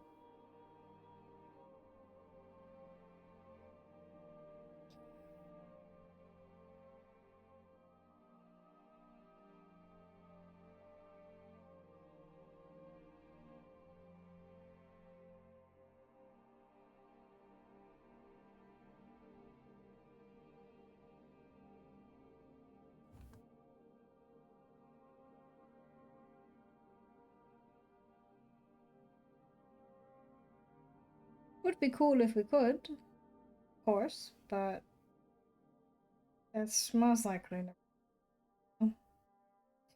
Unless we somehow make some sort of strange discovery that's just that completely revolutionizes how we see things, how we perceive the world, and the laws of nature and whatnot. Which, who knows, honestly. There are still a lot of things we don't understand. You have a problem with that? What problem do you have?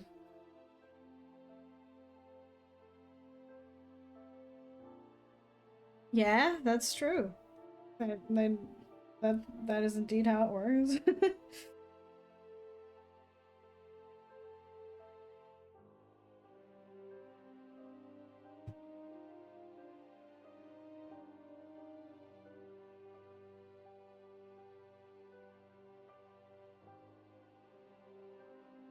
But yeah, but what if the way we thought things work isn't actually how it works after all?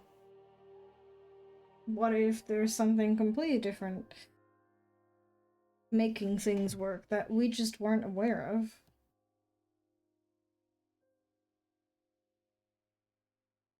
You know? It's all that kind of stuff.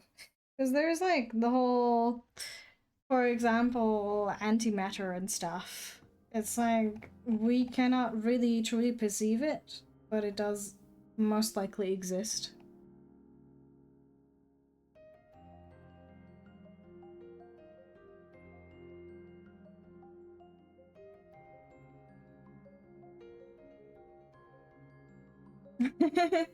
Yeah, but what if the very laws of existence are actually different than we perceive them to be? No?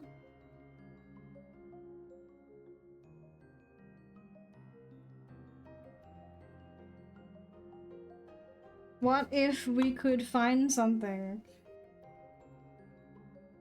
that we just weren't aware of before and then warp this thing?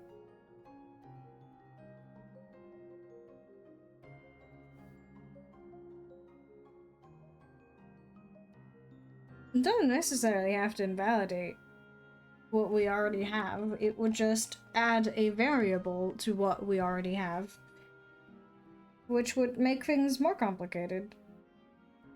But if we had a new variable to manipulate, then maybe we could do something strange that we were not capable of doing before.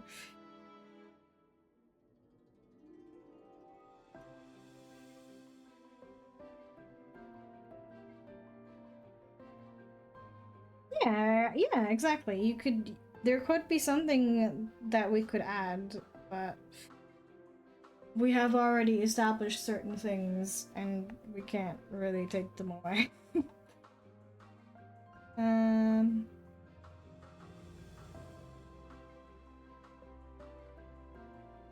TLDR, the universe is very strange and we don't know nearly enough about it to really say anything with confidence, honestly.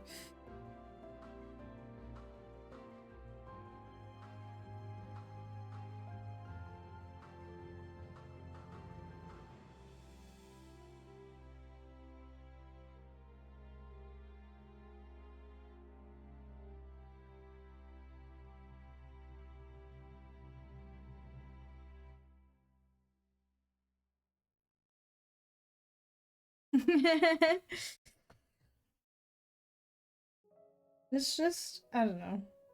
This whole stuff is really interesting, but it also makes my brain hurt. Because it's so complicated. We know so much, but at the same time, we don't know anything at all. You know?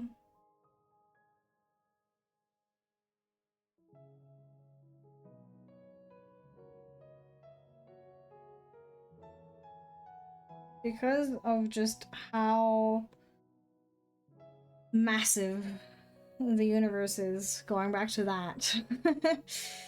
um, there are, well, I don't know, depending on how, if the universe is truly infinite in scale, there are just an infinity of things that we don't know yet. We don't even know if the universe has an endpoint. Very strange to think about. um, and there's also, you know, the theory that the universe is expanding.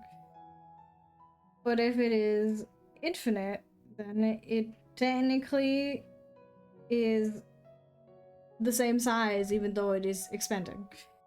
You know? Like, that's weird to think about. Infinity in general makes my brainium hurt in ways I don't really like. But we don't know if the universe is actually infinite, so we can't say for sure.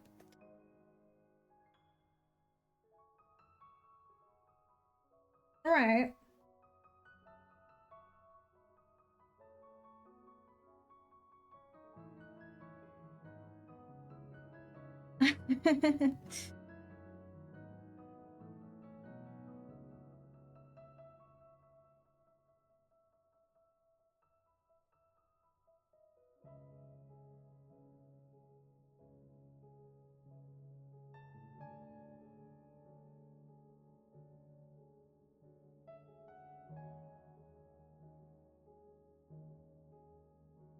But it's just difficult because infinity doesn't have an end. So even though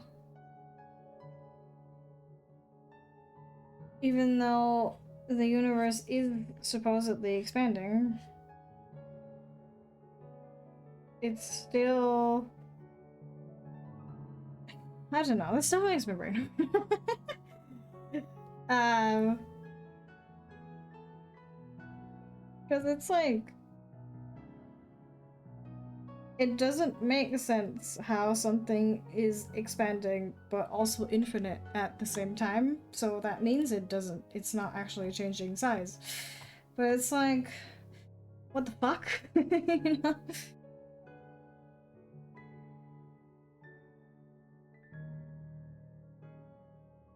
Stuff's complicated. Go make some tea. The stuff is very brain emptying. Yeah, that's a good question also. We don't know at all what it is doing. Cause like, if it is expanding, which it seems to be, what's outside of it, you know? Like, what thing is out there beyond what we see. Like, that's weird. Very strange to think about. Oops, I didn't mean to do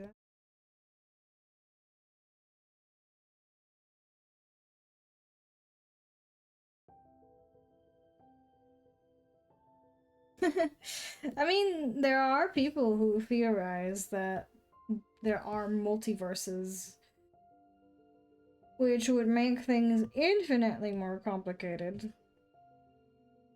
Like, if, for example, there are people who think that each time you make a decision, that's an alternate universe kind of deal, you know? And it's like, that means there is an infinite amount of universes with an infinite amount of possibilities.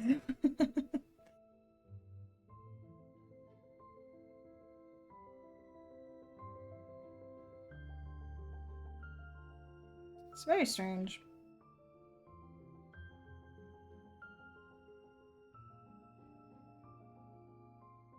To even consider.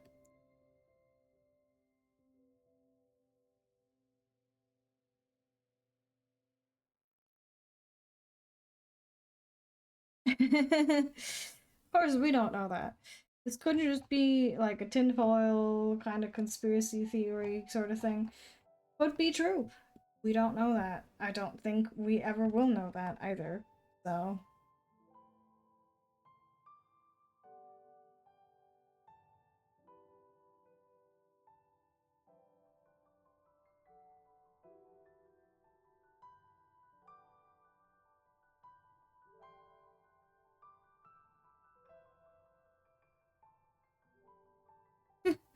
These are just things that are like so far outside of our scope. No matter how much we think about it, I don't think we'll ever reach a conclusion.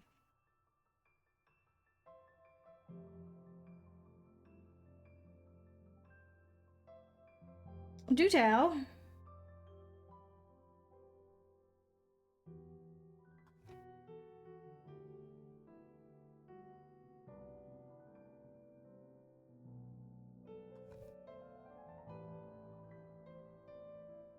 Yeah.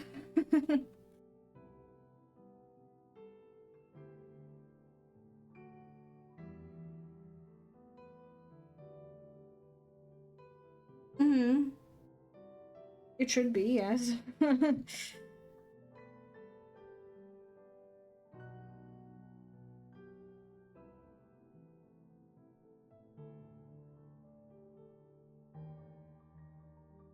Well,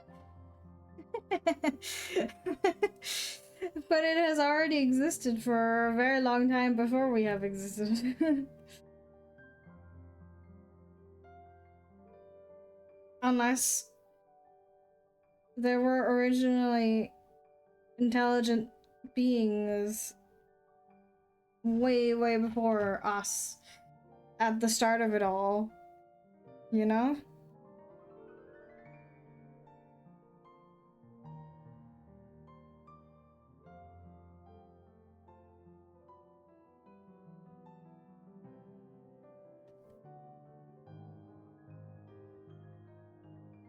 Because we do know it has existed for a very long time. At the very least, we can um, measure that. We just don't know when exactly it started, I suppose.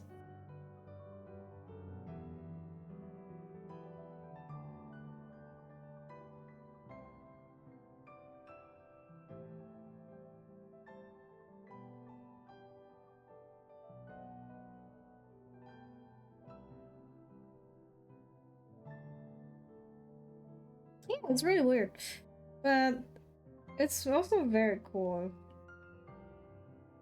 Um, I think the only reason we really know how to do this is because of like radioactive. What is this called in English? Like, uh, things fall apart. slowly over time, and um, the various different elements do as well. Yeah, like radioactive decay and stuff is how we do this, and it's just kind of fascinating because we have indeed learned that certain, well, actually technically everything, I guess, but it's just that different things fall apart in different speeds, right? And if we hadn't learned that, I guess we wouldn't know all that stuff today.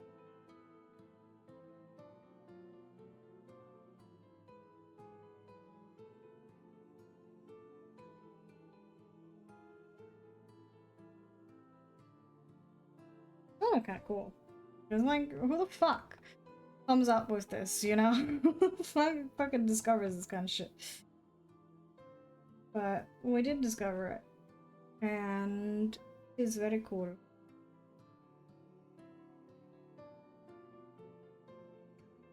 But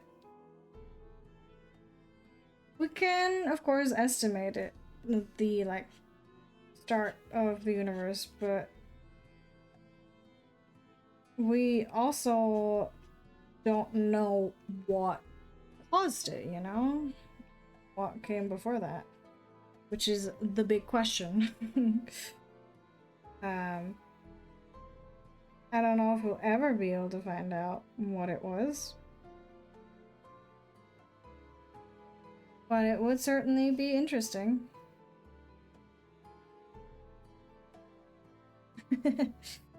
You're thinking so hard.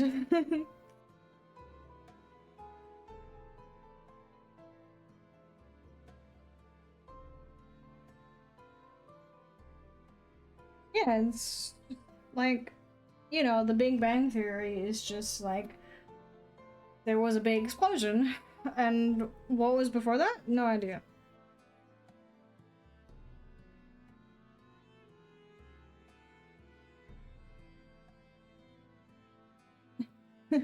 Well, I guess one of these is a lot more difficult to answer than the other, you know?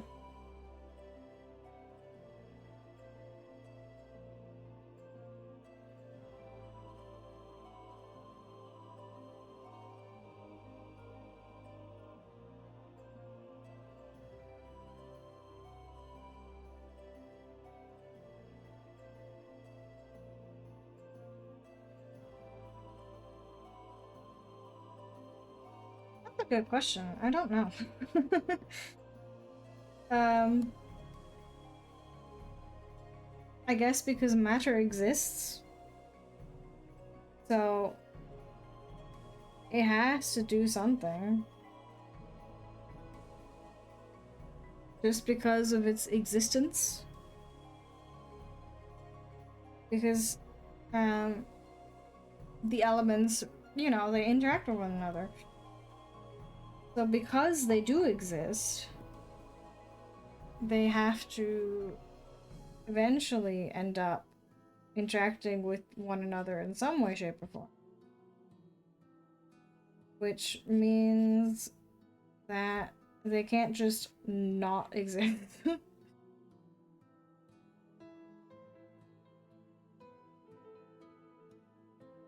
Because that's how it is theorized that it started, you know? Like,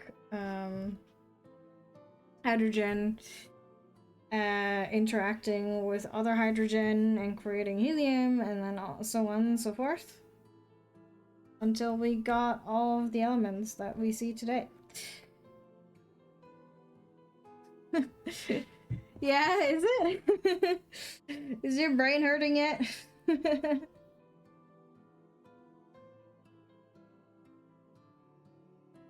Well, we don't know that, right? Because, like, in theory, you'd need at least two of the thing, but where did the two come from, you know?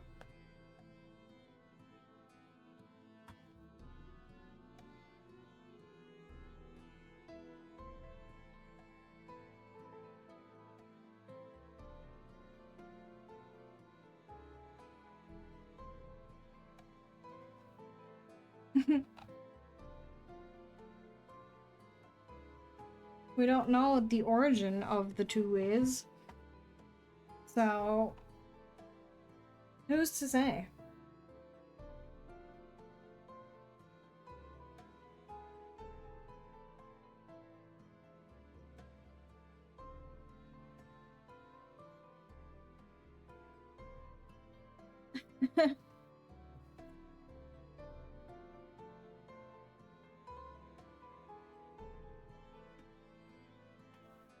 Oh.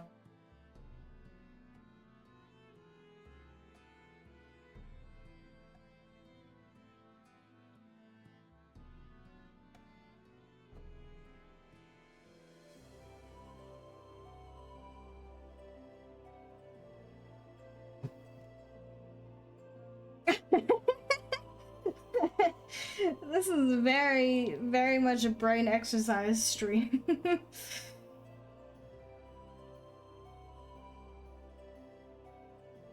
Although, I think using your brain actually uses a lot of energy.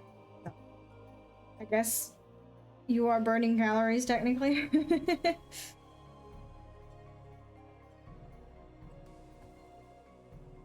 So there's at least some benefit, right?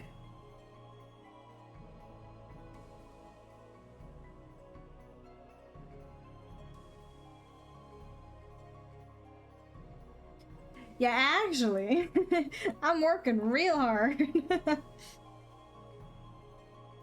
My brain is doing all of the brainium stuff. It's working super hard, I promise.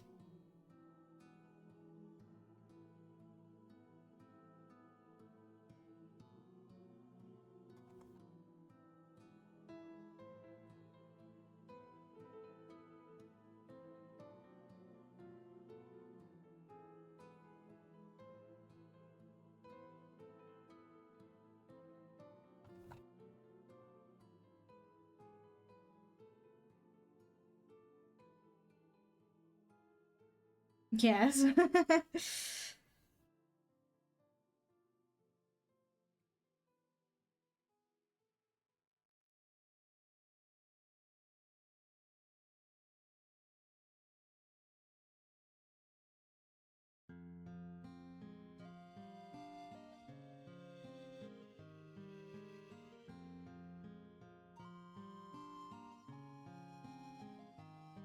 Oh.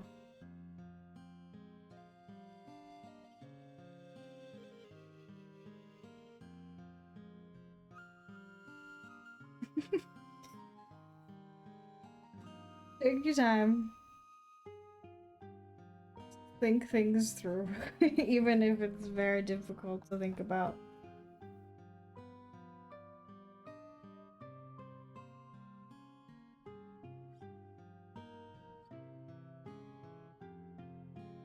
The universe is very complicated.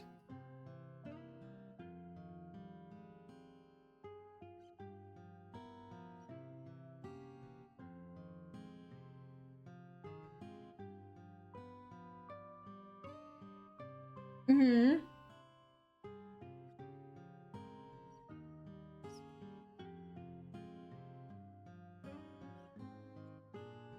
Yeah, I mean, that could be true. It's just, I don't think we'll ever be able to measure that. So,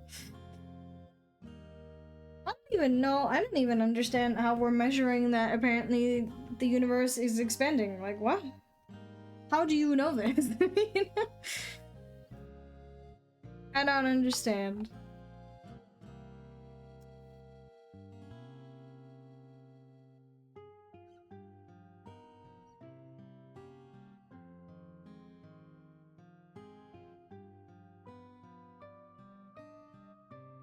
This is like far, far beyond the scope of anything I am intellectually capable of thinking about.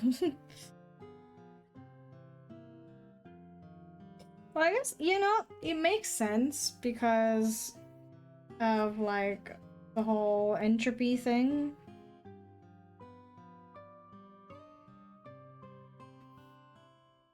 Because everything in the universe is always striving towards like the maximum amount of like disorderliness, I suppose. So like everything having its set place is basically the opposite of that. So it just naturally expands.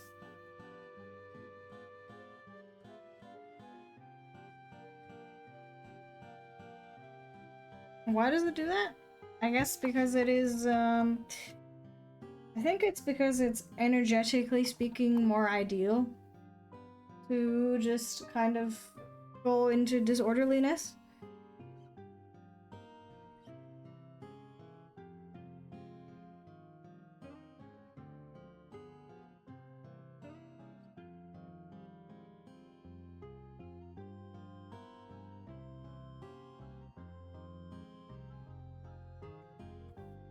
Yeah, but it is. That's the most efficient thing. Just like slowly expanding and leaving more and more space.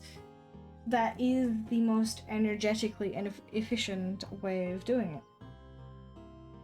It sounds weird, but that is indeed how it works.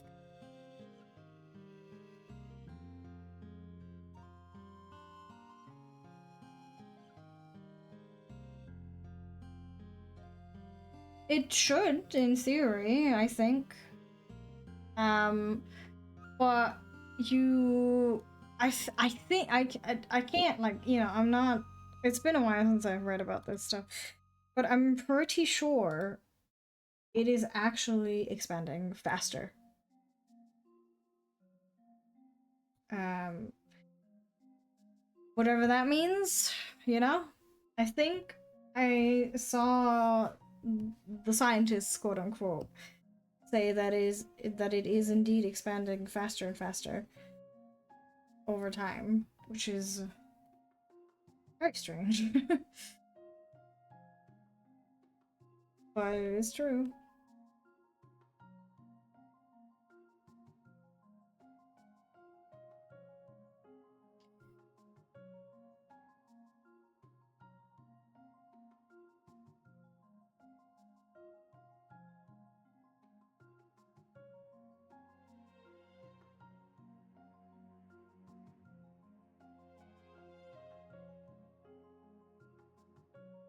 I don't know. Because, like, I don't know what the actual research is behind all of that. But it is supposed to be expanding faster and faster. I just don't know why. But I think the scientists also don't know why, so... You know?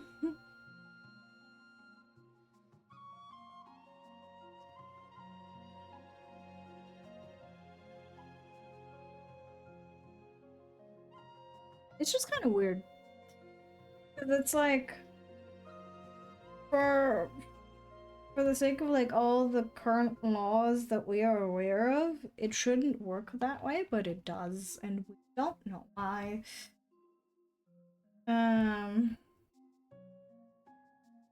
Very strange. But that is indeed how it works. Question is then, is it expanding towards something that makes it go faster? Who knows?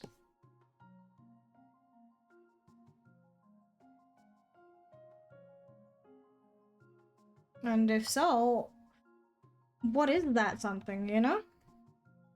What is causing the universe to speed up? We don't know.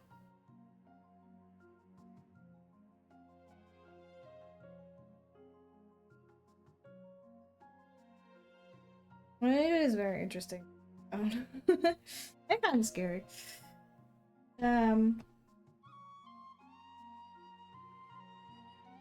It's like, what the fuck is causing that then, you know?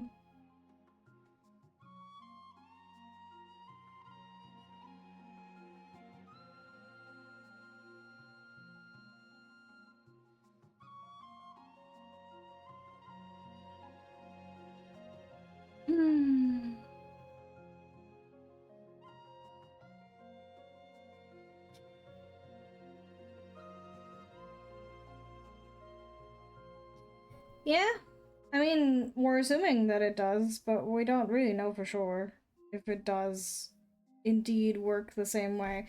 Because if you have things working at an extremely microscopic or macroscopic level, things do often actually change, which is making things a lot more complicated.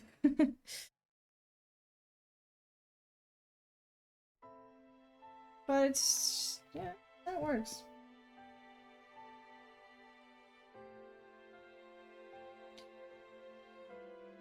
Um, I think so. Because it's like, for example, like black holes or whatever completely change or warp space and time if you get really, really, really close. Because the gravitational pull is just so large. And it's like, what if it's like that for other things too, you know? We don't know. Or at least I don't.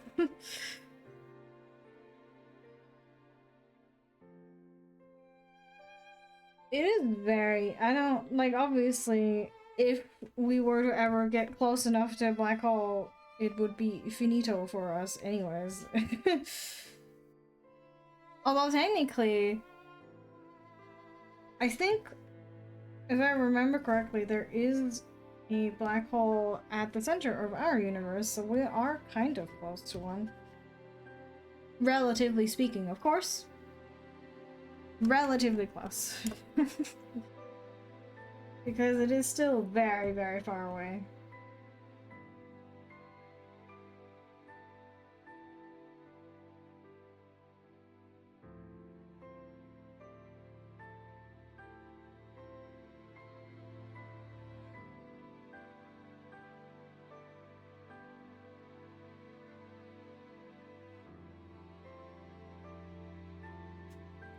Yeah.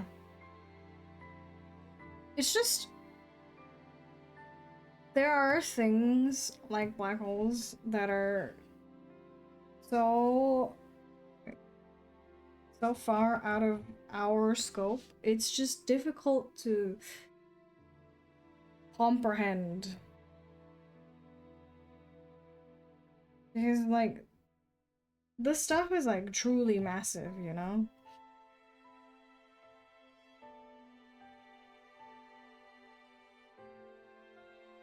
In ways I don't think we will ever be able to comprehend.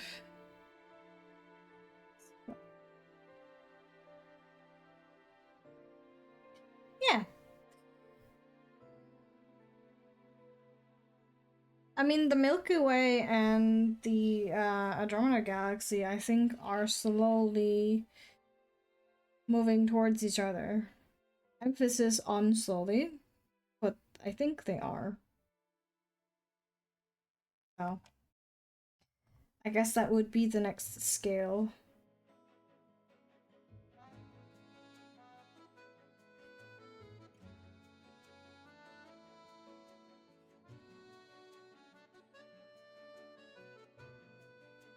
Well, they both have black holes, right?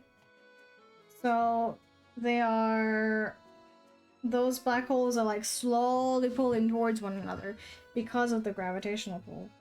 It just takes a very long time.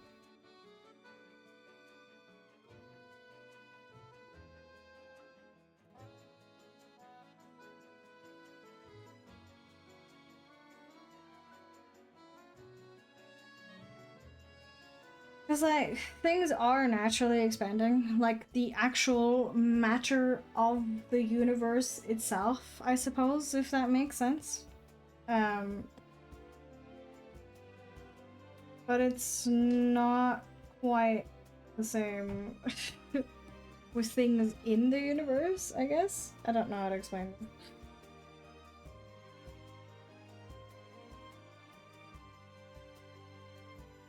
I don't know how to explain this.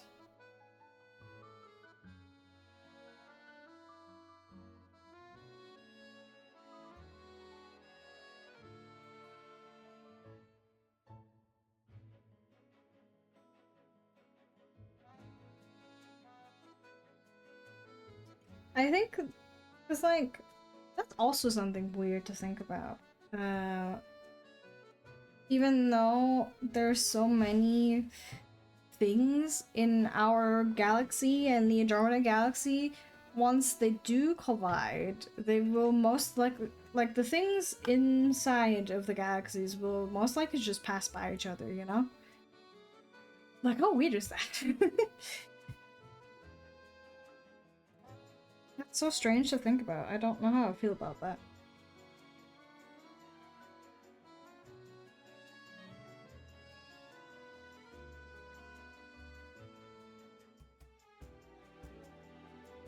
Yeah, they're just that fucking massive, where most of the things inside of them will never actually come in contact.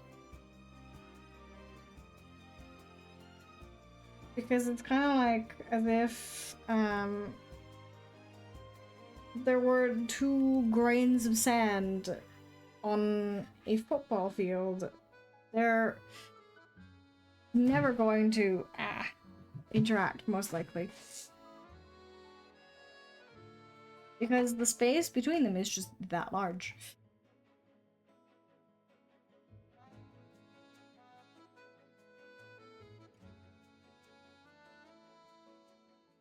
It is really big. Universe scale is scary.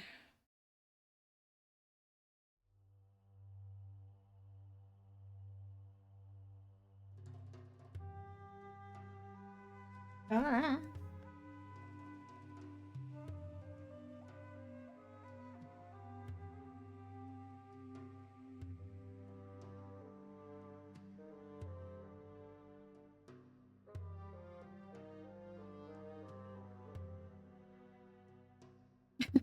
You say only, like that's a small number.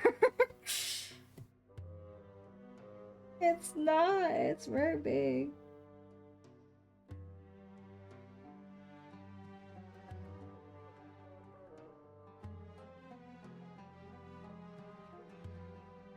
But even so, we're not gonna like collide, you know?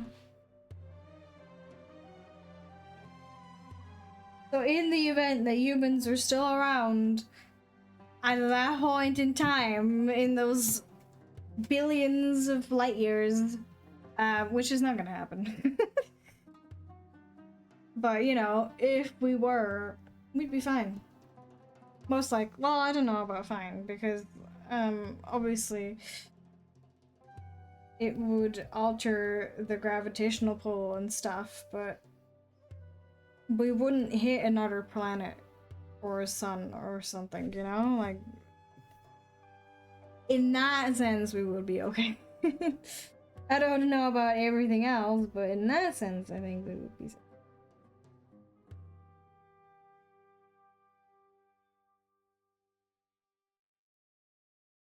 But yeah, I mean, we could. Like, the chance isn't zero, it's just very small that we would actually get hit by something. Which is, very strange to think about.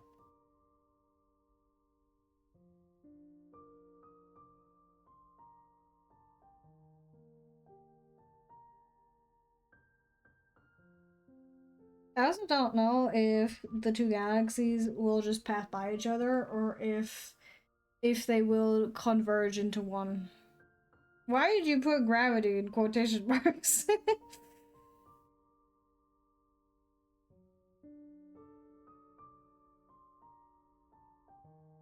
Well, it's just a type of force that pulls things together, and because of that puts other things, or pulls for things further apart. Right? Everything has its gravitational pull. It's just because we, for example, are so tiny, ours doesn't really have any influence on the things around us. But for example, the moon and the earth pull towards each other and stuff. I don't know, because gravity exists like the actual reach of gravity is infinite. Even though you'll feel it less the further you are away from something, it is never zero. So, what does that make it, you know?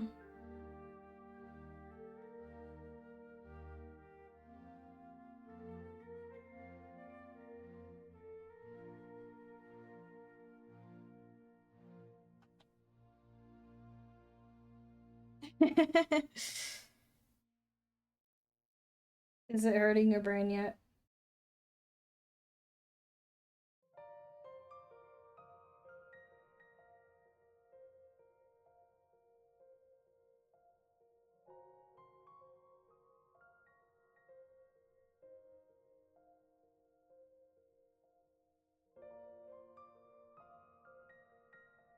Mm-hmm.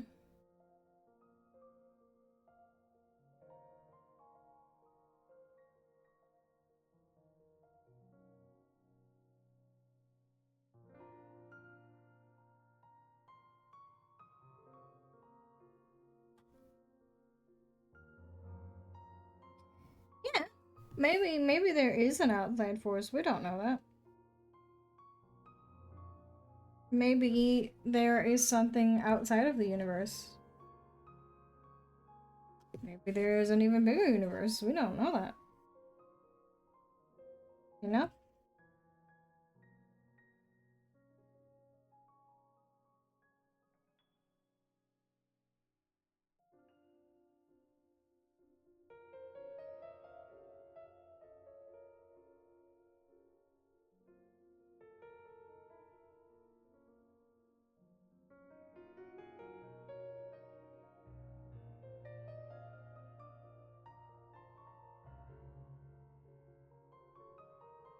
I guess TLDR for all of this is just we don't know anything. We don't understand how the universe works. I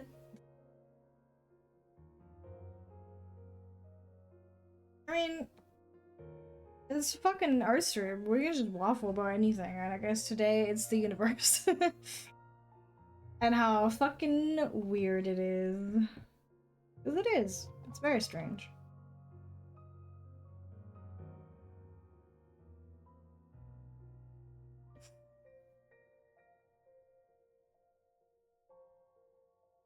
Or maybe, I don't know. Is it strange? Or is it just hard to comprehend and therefore it seems strange? I don't know.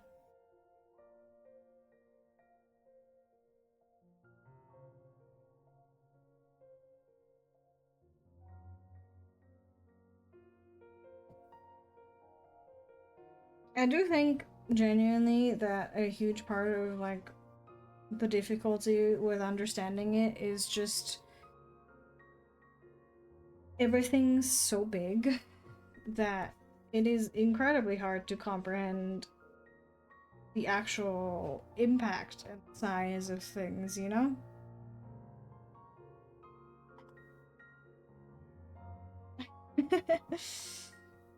Yeah, you do always need a reference to um well, have comparison, obviously. You can't compare something with nothing.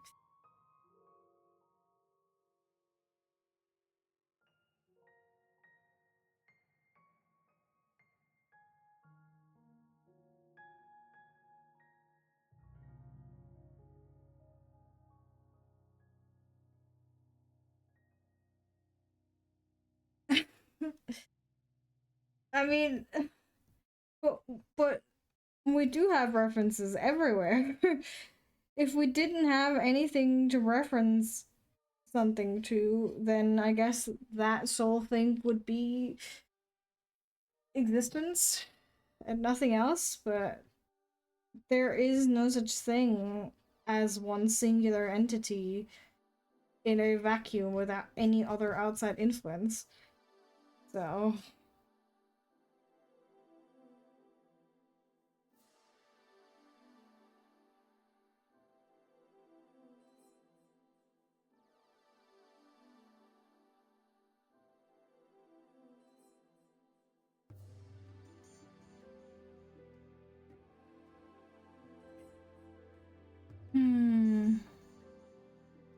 Do tell.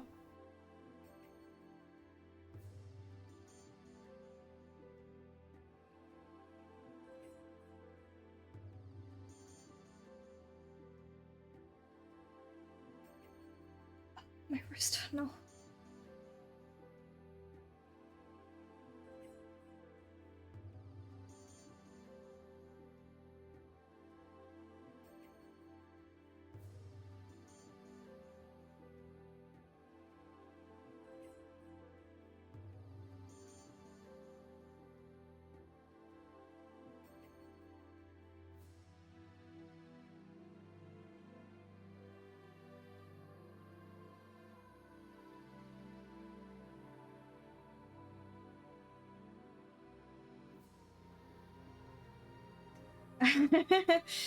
Don't worry, the tinfoil hats are already fully equipped. I am more than willing to hear you out. Mm-hmm.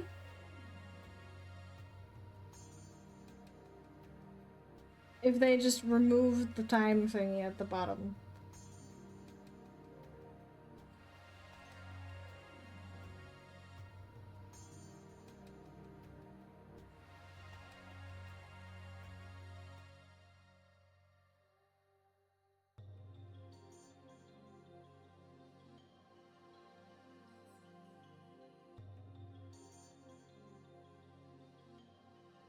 Okay.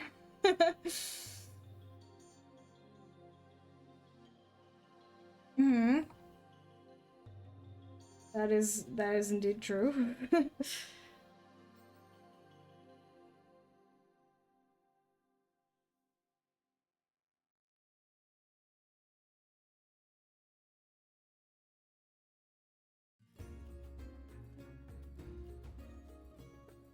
Yeah, I guess that's true because if we take the universe as a whole, there is, or well, we don't know that, right? But from what we can tell, there is nothing else of the same scale that we could use as a reference. There is no outside thing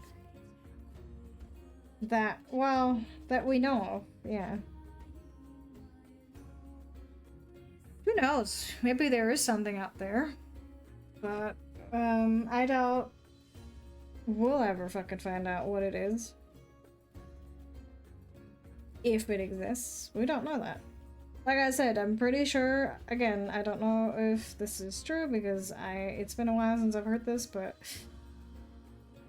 it could be entirely possible that the universe is expanding because it is being pulled towards something else outside of it.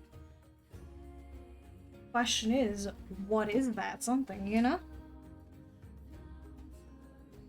Yeah, because, like, the universe as we have it now is already not really perceivable, at least with our current technology. We can see things that are close to us, but there is still a vast amount that we can't see because it's just that far away.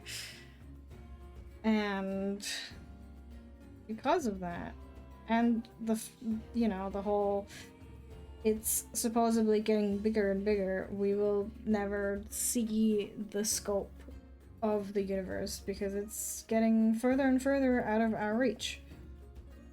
And even though technology has been advancing a lot in the past 100-ish years with the expansion of the universe, and it's supposedly going faster and faster and faster, we will never be able to catch up technologically to perceive the edge of the universe. That's just not something that's... Unless, again, there's some magical breakthrough. Yes. The wave phenomenon, do tell.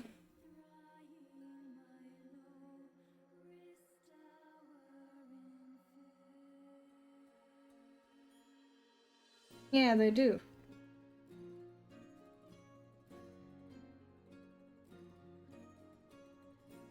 generally that is how it works.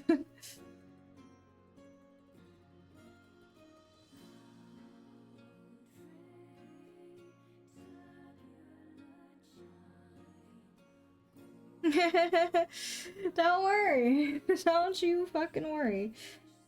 There is nothing wrong with thinking about this stuff because it's very complicated. And as much as I think this topic is interesting, I am not a physicist or whatever. I don't have the actual technical knowledge and theoretical knowledge to really explain how these things work. I have learned a few things as part of my bio degree, but not that much.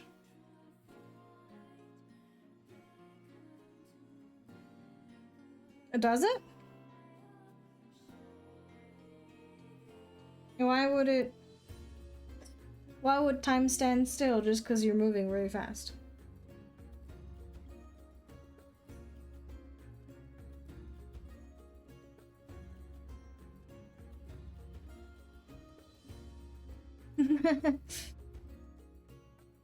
We're learning collectively today.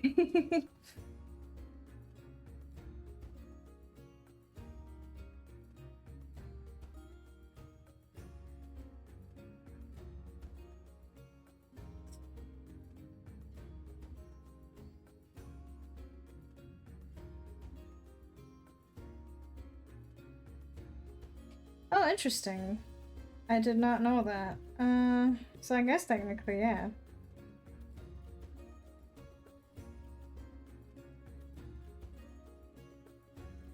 Of course, this is only theory and we don't know for sure, but you know. I like to believe the smart people.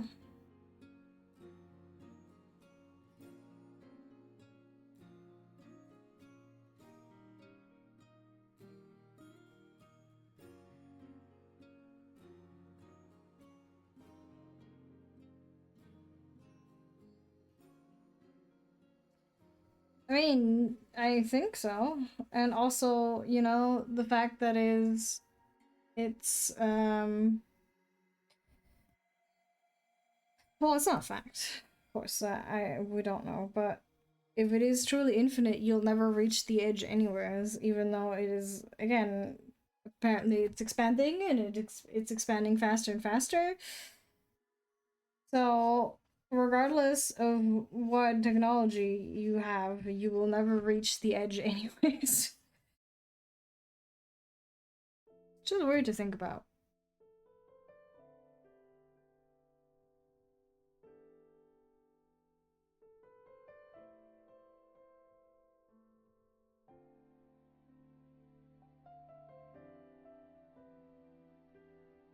It is also very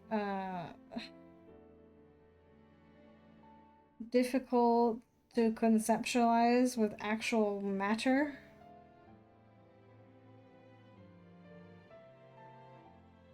Because, like, with numbers, it's, you know, it's just, for the most part, working with infinity numbers, that's just in your head. Not to call you crazy or anything, but that's how it works. Right? But with actual matter, it feels very strange to discuss the topic of infinity. Yeah, our numbers are very small on the human scale. Of course, the universe's scale is very different, to put it lightly. But our, even though we have stuff like billionaires and such, which is already too much for the human brain to really conceptualize as a number, that is nothing in comparison to like actually big numbers within the universe. Which, like, you can give me a number for how big something is in the universe, like a galaxy or a star or something, and it's like cool, but I don't know what that means.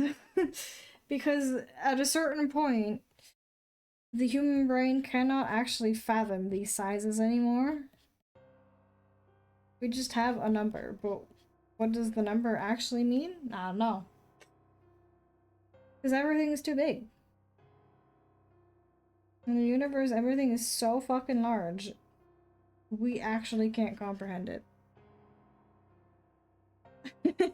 Oh, you came in here already with your brain full exercise mode.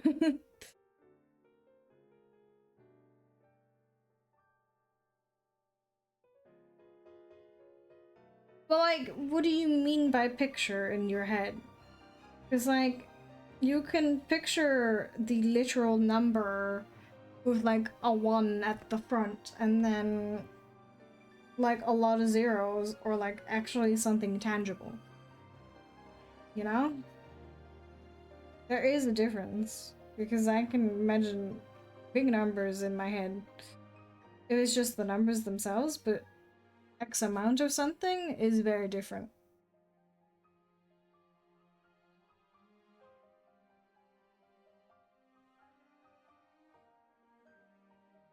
It's like, I think even millions is already like, if you have like $1 million dues or whatever, as a something to actually like conceptualize in your brain, that's already too much. I would say anything over like a few thousand is already too much. Because like, I understand that it is a big number, but just how big it is a little hard to perceive. Yeah, because like, in your day-to-day life, except for like money, the number 1,000 or more just isn't really going to come up. Yeah, exactly. Like, I could not imagine that in my head, because that's just too much. I don't think I could imagine just 1,000 people, because it's just that much. I think anything over than 100, or maybe even like 50 or something, is just too much to actually, for anything other than money. And even for money, it's like, it like, the amount of money some people have is more than we can actually grasp. Like a billion or whatever, or even a million. Like, that's so much, but we don't really understand just how much it is. That's really weird to think about. Yeah. I'm not the one with the billion.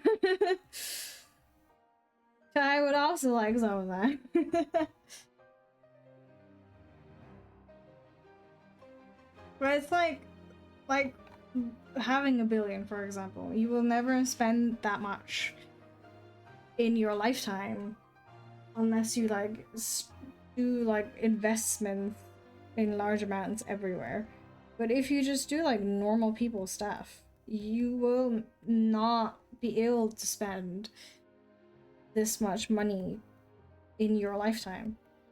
And that's fucking weird to think about, that there are people who just have this much money, you know?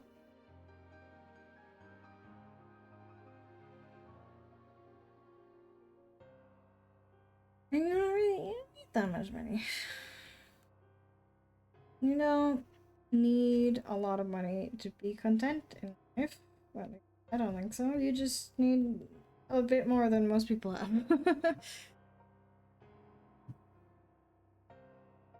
Yeah, money as a concept, like currency, is totally fucking made up, because why does this color paper have more value than the other color paper? Because we've said so, but it doesn't actually inherently have more value, you know? We just decided as a species that this particular thing with like 100 on it is worth more than the one that has 5 on it. Which is very weird. It is very strange.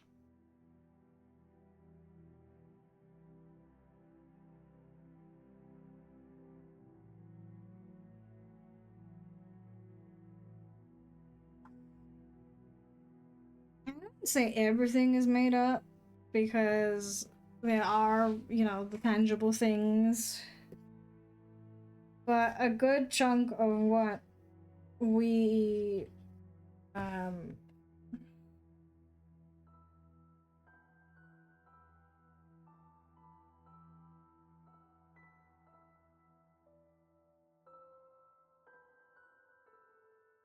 yeah, like I said, our measurement of time is completely an arbitrary construct, but the passage of time still happens regardless, you know? Whether we name it or not, it's still happening. Just really interesting, but also very strange.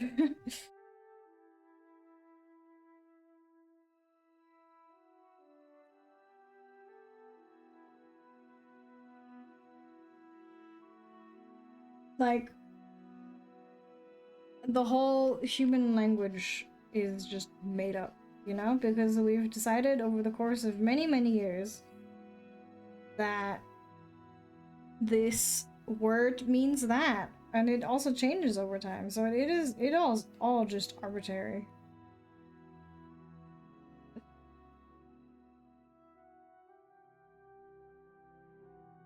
Which is, it's kind of cool because, like, we as a species have decided that certain things just mean something collectively in multiple different languages. You know, it requires quite a bit of brain capacity, I would say.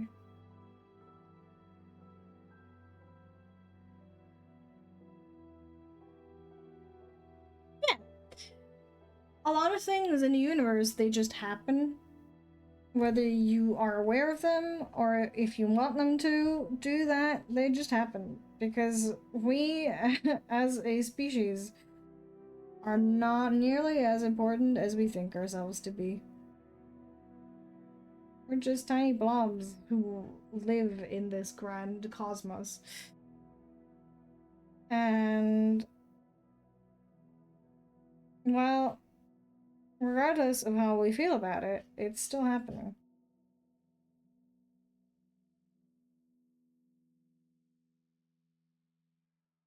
Just very strange to think about, too. But I believe this is what you call ego death.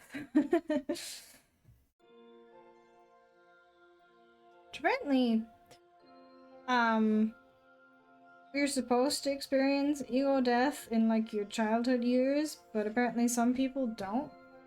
Which I find kind of weirdly funny. Oops, why did I do that? Ego death. The realization that you aren't, like, the main character in everyone's lives, and every single person that you pass by on the street has their own life completely separate from yours.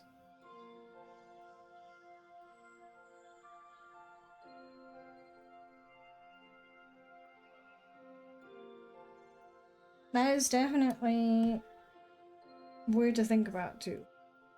Because it's just, like, you know, that's how our perception of things works. Well, I know it's very much easier said than done kind of deal, but it is very much true. Regardless of what your brain may be telling you, most of the time, people do not give a fuck about other strangers in the slightest. They're just trying to live their own lives. They will not care or even perceive you most of the time. Like, a lot of the times, if you pass someone on the street or whatever, most people will not even be aware of what the other people look like or whatever, because it's just, you're not actively looking at everyone else. You're just doing your own thing. And I know it's, you know, it's easier said than done because anxiety is a fucking bitch. Your brain tells you the worst things, but that is how it works. Most people don't give a fuck. Most people are not aware of your existence, and if they see you once, they will forget you immediately. So it is not as bad as the brain makes it out to be. Contrary to what it might be telling you.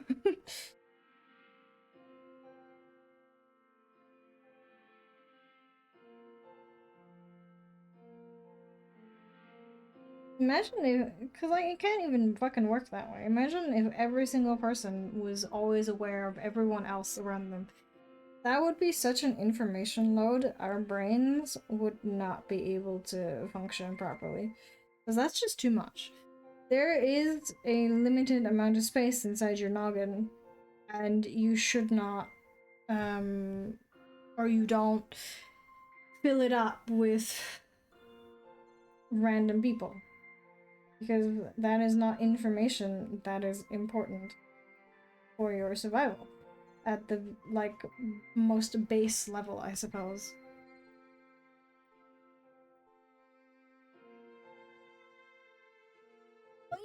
Even though you have, you know, the whole anxiety stuff, but like you're not gonna remember every single person you've ever come across either. Because again, that is a lot of senseless information that your brain does not need to remember. If you continue to see the same person multiple times, yeah, of course, because that is a pattern that is repeated and that helps you remember. But actually, every single person? Nah.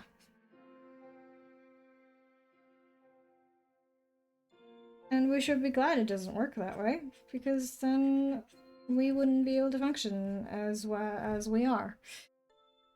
It's crazy to say, because the brain does a lot of really weird things. But in certain ways, at the very least, it does do its job. At least moderately.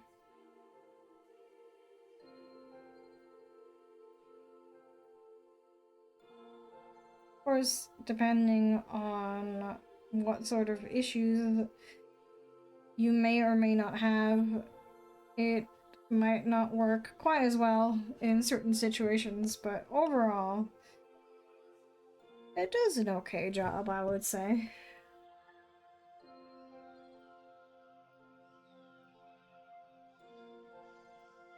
Because if it didn't, we'd be gone, you know? We would not be able to survive, let alone perpetuate the existence of our species for as long as we have.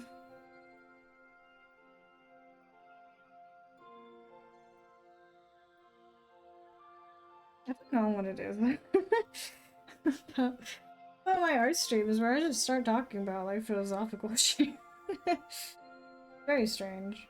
But I'm just like yapping, you know? About whatever the fuck.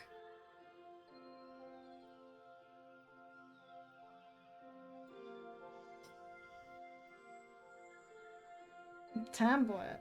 Well, are there certain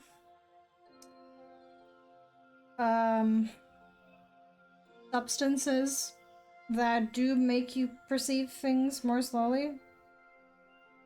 But that might just be like a delusion because of how it affects your synapses and stuff. I don't know anything about that sort of thing. So, but I feel like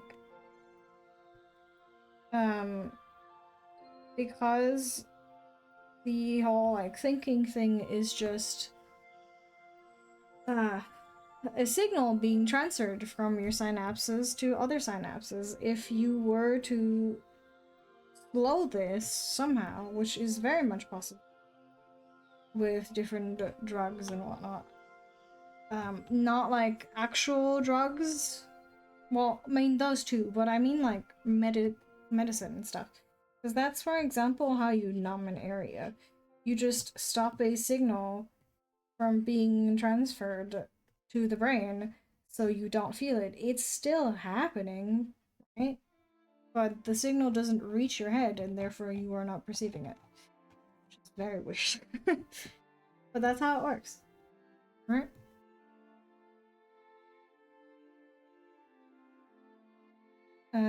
So I don't think a tablet, but oh, wait. Do you mean an ingestible tablet? Or like a tablet to hold in your hands? It's like, I'm very stupid, I'm sorry.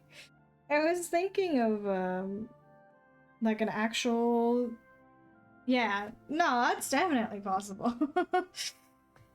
Because that's essentially just ingesting something that would slow down the process in your brain by intercepting the signal transduction somehow.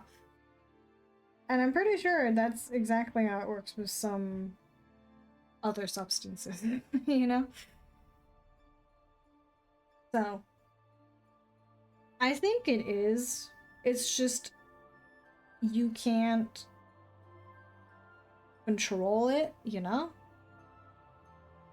Uh, so what exactly you experience more slowly and what you don't is not something you can really decide upon.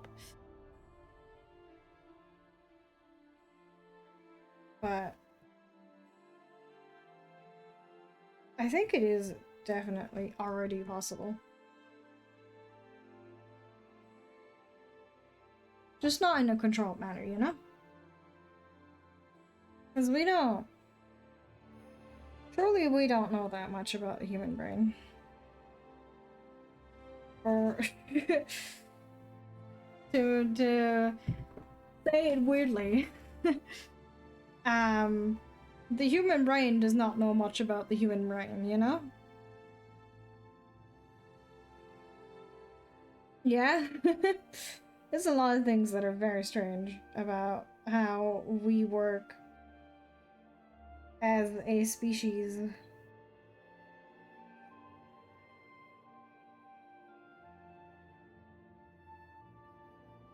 For example, another thing that we really don't understand at all yet is why we dream. There are, of course, various theories about this stuff, but we don't know for sure what the purpose of dreaming is, what the purpose of sleeping is, other than the whole like prevailing theory that it lets your brain kind of like sift through all the things that you've experienced that day to kind of like post process it a little bit, I guess, if that makes sense. That is, I think, the most prevailing theory currently, but we don't know. We also don't know what the different sleep cycles or sleep phases do. Yeah. It is like you are processing certain situations in your head in while you are resting. But it is also very strange why we have to rest to begin with. I guess it's just more energy efficient to have a period of time where you just shut down and not expend as much energy just existing because it's a lot. It doesn't seem like a lot, but it is. All the processes in your heart, all of you are in your heart, in your body, all your organs, they require a lot of energy.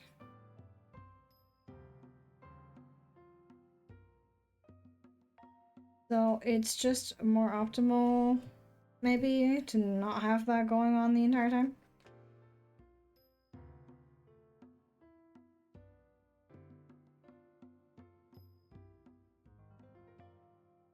We don't know why we don't remember dreams.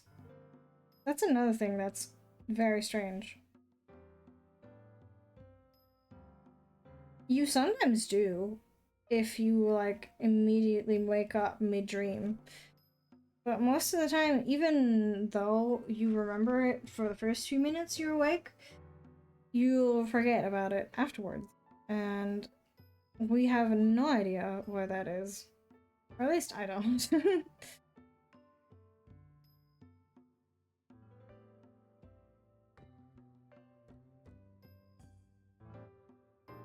I suppose there is indeed a theory that's like you are dreaming because that's your brain's way of like trying to learn how to deal with certain situations that may or may not have happened already. So like try and learn how to deal with that. I think that is also a theory that exists. Although, of course, I cannot confirm or deny the validity of this because I am not a researcher in this field. And we don't know for sure, so, like, you know, anything could be true. We don't know which one it is, though.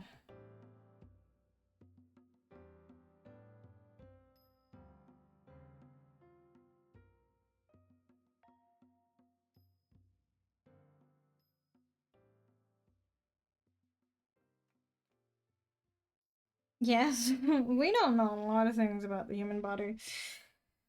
But yeah, we really don't know a lot about the brain.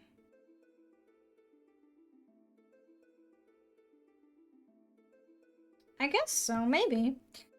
Artificial intelligence is another whole fucking different thing because it isn't like, how do I explain this? It's like not, I don't know how to explain this in words.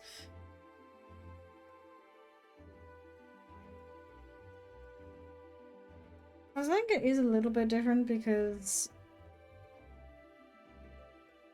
we have more, for lack of a better phrase, built-in functions in our head and like the rest of our body as well, of course, but you know,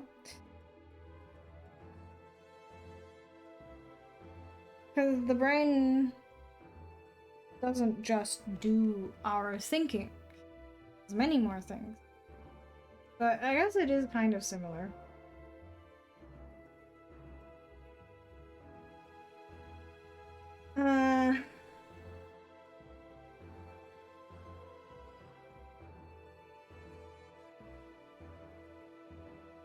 It's just hard to fucking explain because it's so complicated.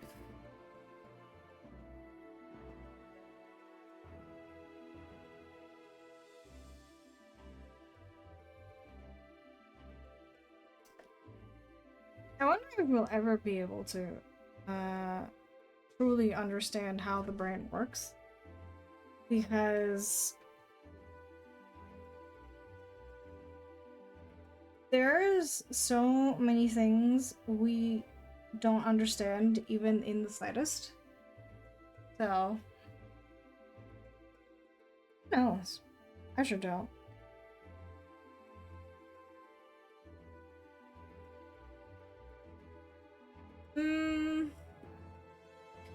Well, for me, at the very least, I can like sort of oftentimes visualize it in my head,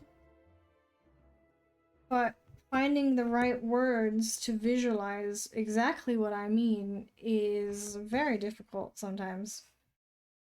I think that's how I feel about it. Same way how some people can't imagine anything in their heads, which I believe is called aphantasia or something like that.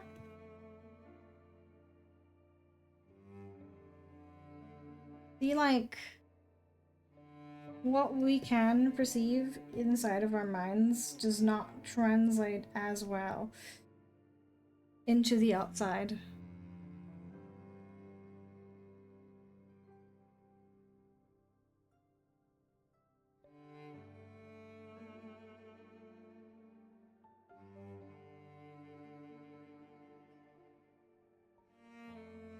Well, in your brain. It's not like you see it like on the inside of your eyeballs or whatever.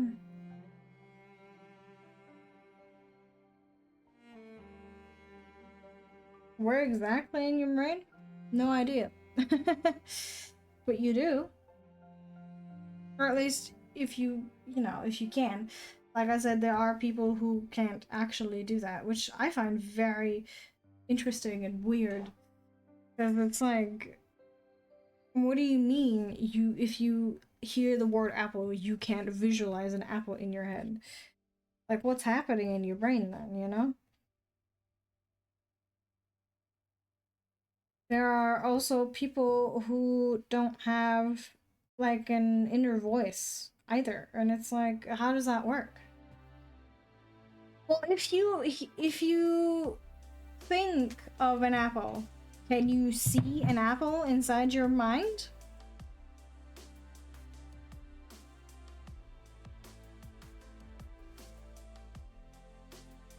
It's the like lack of being able to visualize whatever object or person or whatever you're thinking of that someone with aphantasia can't do.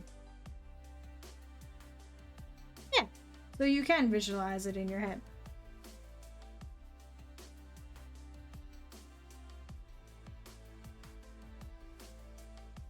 There's also the other extreme where you can visualize it so well, it's like you can visualize it from different angles and whatnot, and like entire landscapes or whatnot that you may have never seen before.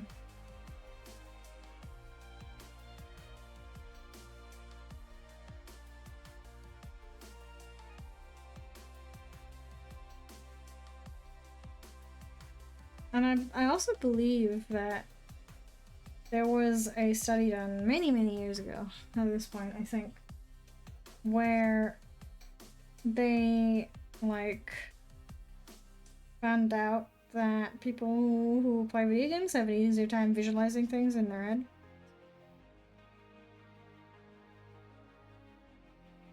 Yeah. The question, though, is can you visualize it because you've seen it from those angles before, or because you can actually just rotate an object? Because there are people who can't do that. There are also people who can only... I don't know how to explain this.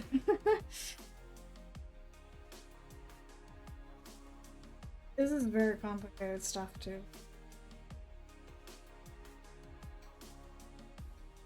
I'm very bad at putting my thoughts into comprehensible words, so I apologize. Yeah.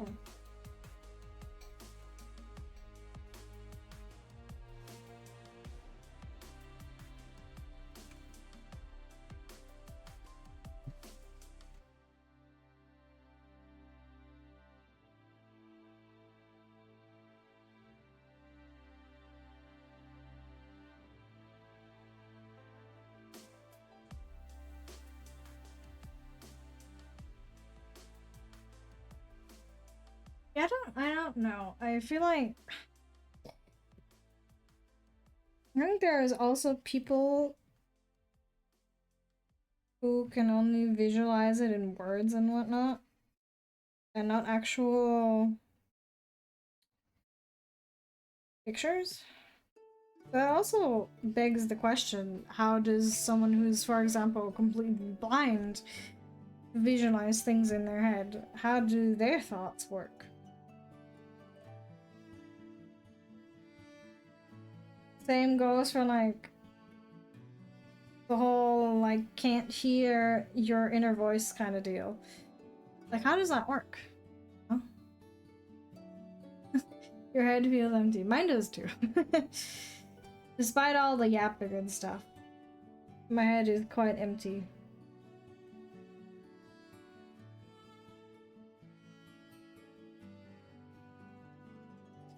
Well, like, if you are thinking, for example, can you not hear a voice in your head? Like, if you were to think, what should I do, or whatever, do you not hear a voice saying just that?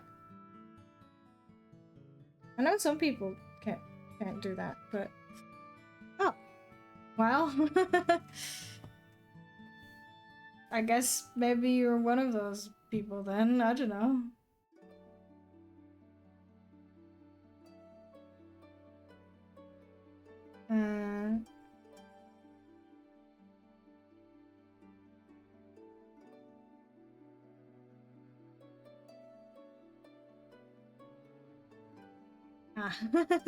That's interesting. Maybe you are one of those people then who doesn't have an inner voice. Because that's so weird too. Like, why do some people have that and some people don't? It's so strange, but so interesting. Well, if you're like, I don't know, if you're considering what to eat without saying it out loud, how do you do it? Well, yeah, that's how you read silently and stuff, isn't it? If I'm like thinking, I don't know, for example, what I want to eat, I just think about it with my voice in my head. You know? And I like verbally in my head consider the options and whatnot. Is that not something you do?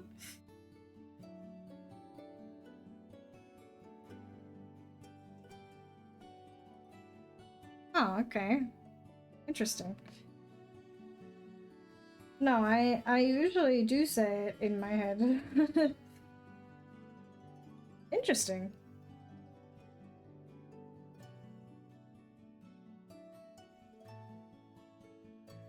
People are learning a lot of things today.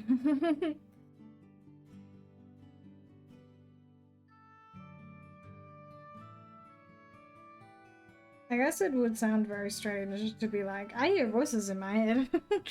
But it's just me. It's my voice. You hear other people's voices in your head, I think you should go see a doctor, because that's not normal, actually.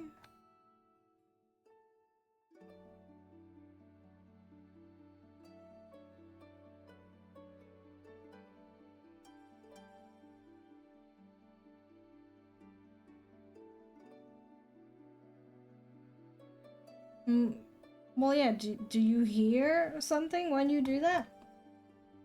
Well, here, you know, like in your head. Because you're not actively hearing with your ears, of course. You are simply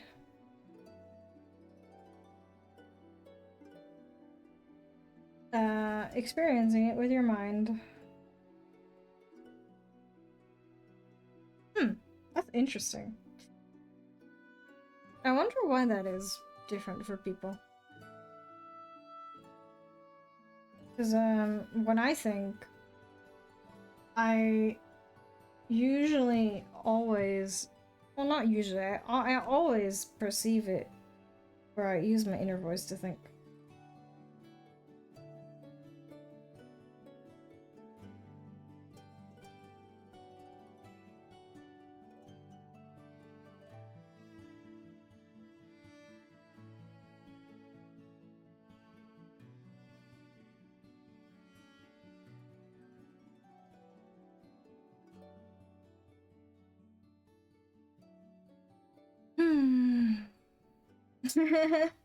Hey, I mean, a lot of people go through life without realizing this sort of stuff, so I don't blame you.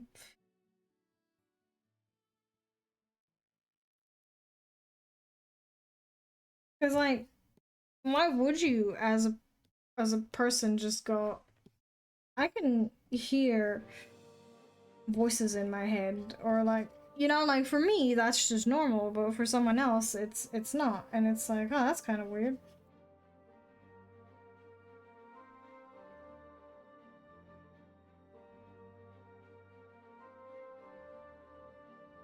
But that is how it works. Yeah. You can also manually break.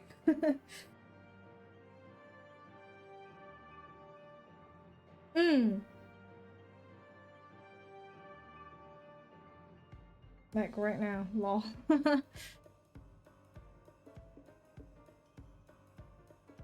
I guess that makes sense too.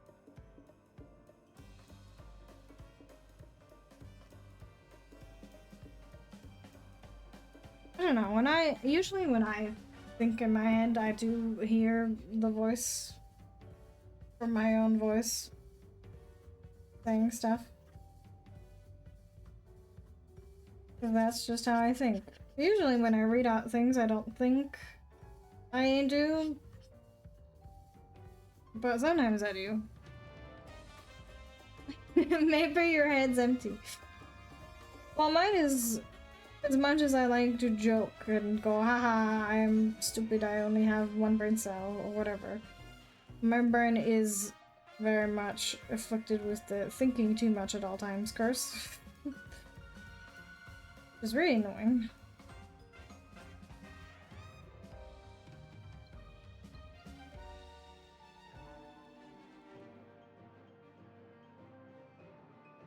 I wish it didn't do that because sometimes it's very bothersome, but it do be happening.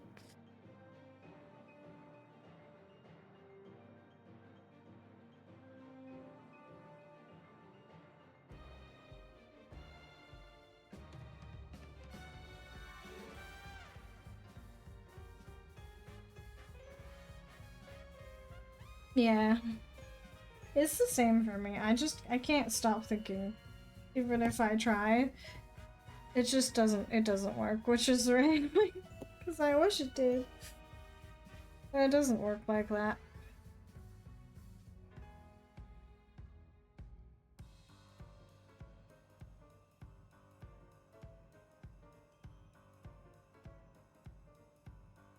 For example, if I sleep, I always have to have something running in the background because my own thoughts will not stop, no matter how nicely I may ask them.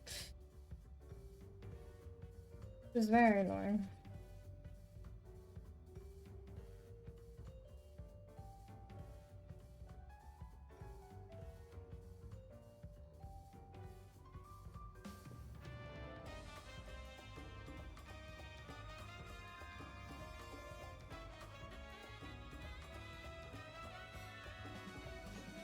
Yeah, I also listen to YouTube videos and stuff because I want to rest so badly, but you know, it's not letting me.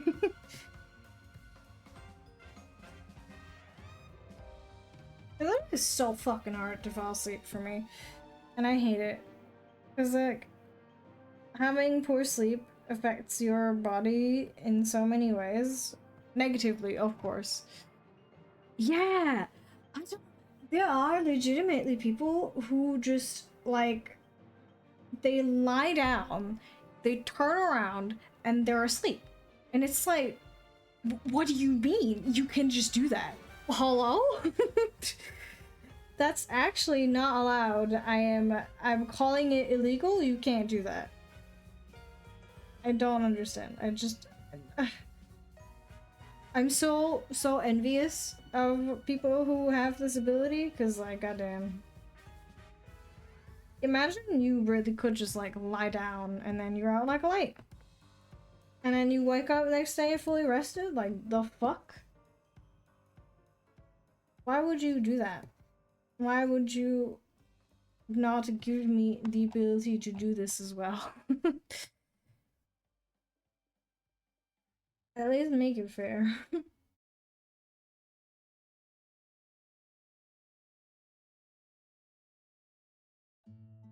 Hmm.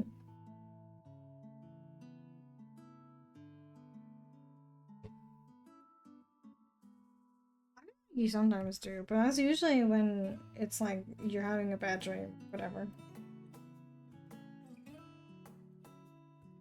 There are phases in your sleep where you're like half awake. But usually you don't even remember that. You just immediately fall asleep again. Very interesting.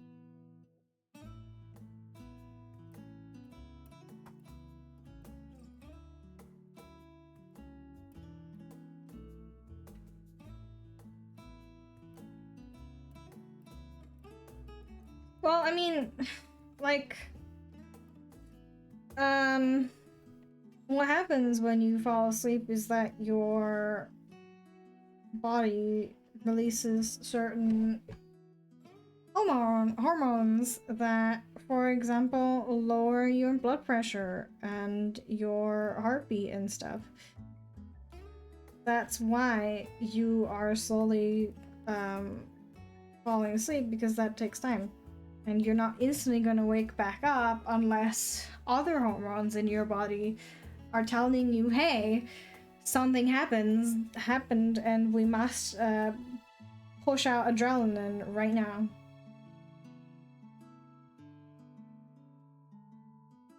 You know? That's all just internal stuff.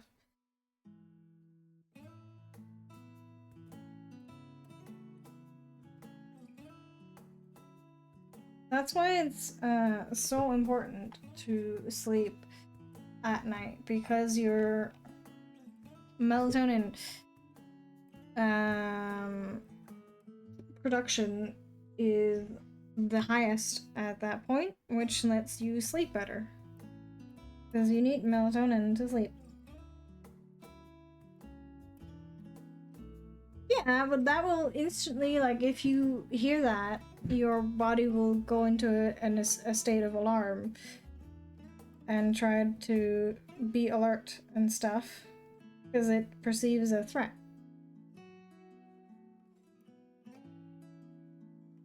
Oh yeah. I think that's because a lot of people are not quite as aware of what kind of impact they have on other people. It's like, if you slam the door but you're not trying to sleep, it doesn't fucking affect you, right? But it will affect other people. I think a lot of people do not have the ability, or at least they weren't socialized to be more aware of other people. You know? They just do things because that's how they want to do it. And they're not, like, really aware of how those things affect other people. It would explain a lot, you know?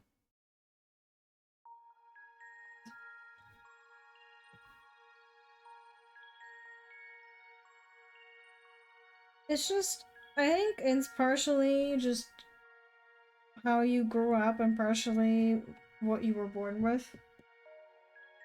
Because obviously, you can be taught to be mindful of others. And some people, their parents, just teach them that they are the #1 priority, and no one else matters. Which is obviously not true, and not at all how you should think about the world. But they learn that, and so all of their actions are not really done in mind with other people. Yeah, I would say that's definitely bad parenting. Just because I think it's very important to be aware of everyone else around you.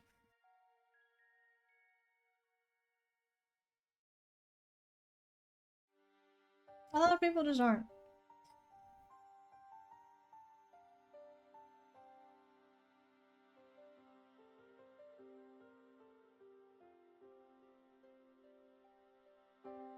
It's a shame, because I think if everyone was more aware of the effect they have on other people, I think we would have a lot of less issues.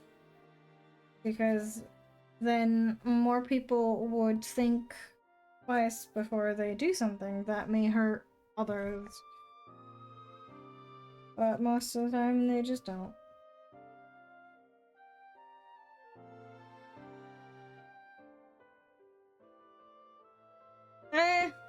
I don't know about that. A lot of Japan's culture is also like very hush hush. If you have a problem, don't talk about it kind of deal, and that also isn't good. You're not being considerate for the sake of other people, you are being considerate for the sake of how you are perceived by society over there. And that is not true kindness, you know?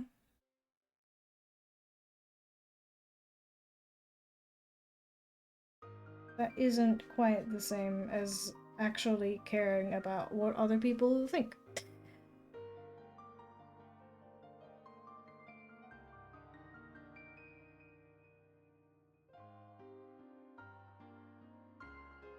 Yeah. Because you care more about how you appear to your peers and whatnot than what's actually right and whatnot.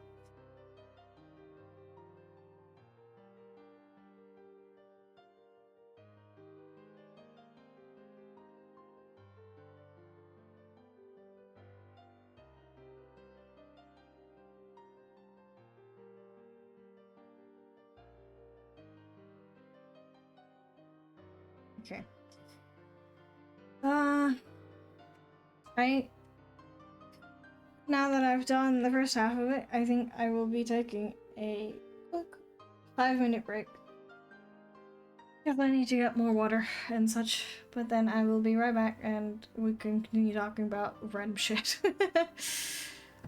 So, I will see you in a few minutes. And then I will continue with this and, you know, continue to yap because that's what I do.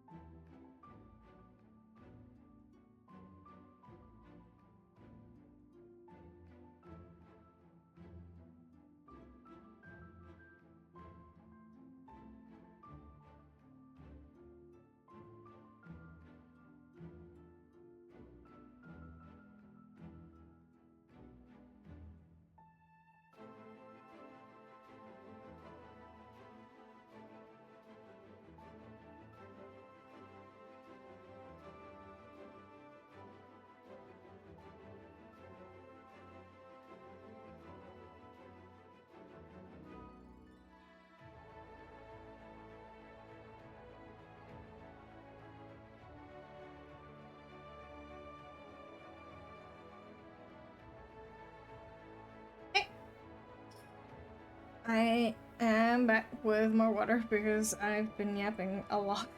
So uh, my voice started going a little bit. Hey, uh, let's see what I still need to do. I don't have, how am I gonna do this? I might have to iPick it this time because I don't have a color palette. Fortunate.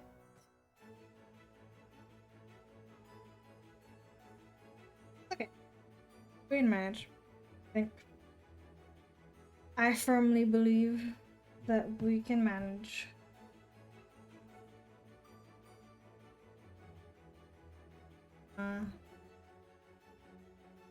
But yeah, I hope that you. Oh, okay. We're also able to recharge, perhaps refuel your brain a little bit. And then maybe also get something to drink, because that's very important. Hydration, especially in summer, you know? Because you usually tend to sweat a lot, and you need to make up for that lost water by drinking more. Otherwise, your body's gonna feel all sorts of ways, and that's not good. I also saw that my internet is absolutely shitting the bed right now, and I apologize for that. It's very annoying. Can't do anything about it though, which makes me very upset. So, I don't know how well the stream is running right now. I truly do not know.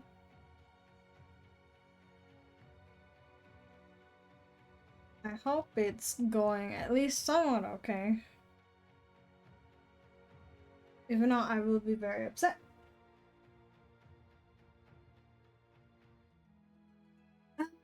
I consider it doesn't improve. I will have to end stream early just because it's being a little bitch again. I apologize. Like I said, my internet being bad is something I don't really have much control over. As much as I would like to be able to change this, I cannot. It is, for the most part, out of my reach and out of my sphere of influence. You got tea. That's good. What kind of tea did you get?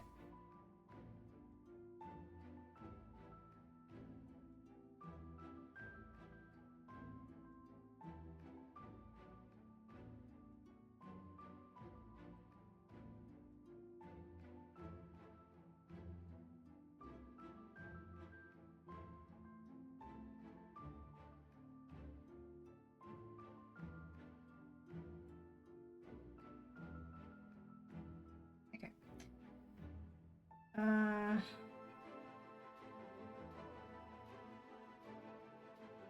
Yeah, thank you. I've been yapping so much. I didn't really pay too much attention to it, but I think it looks nice. Um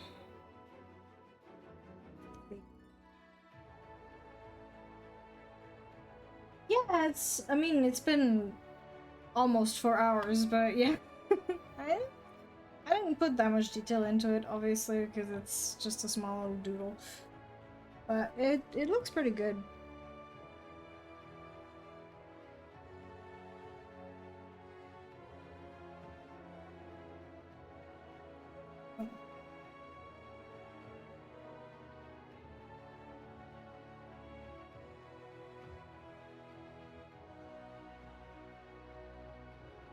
This is the whole, like, perceiving time differently thing again. I might need to open up my old one so I can. Where? Here. And see what colors I used.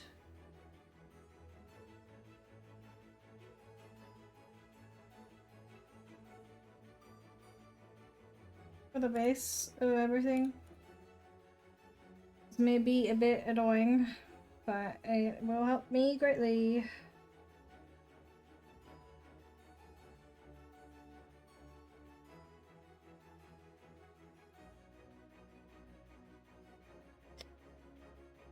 I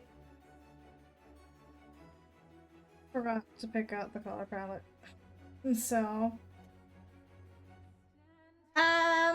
yeah, it's currently pretty bad, actually, but I can't do anything about that.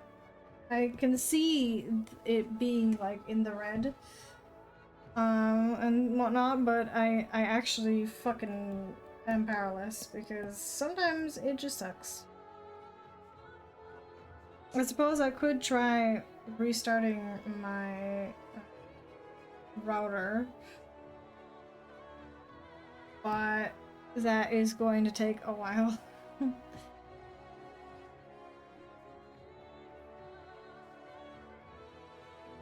I'm hoping it will pick up again. And if it doesn't, I will have to end stream, which, I don't want to do, but, you know, I'm powerless.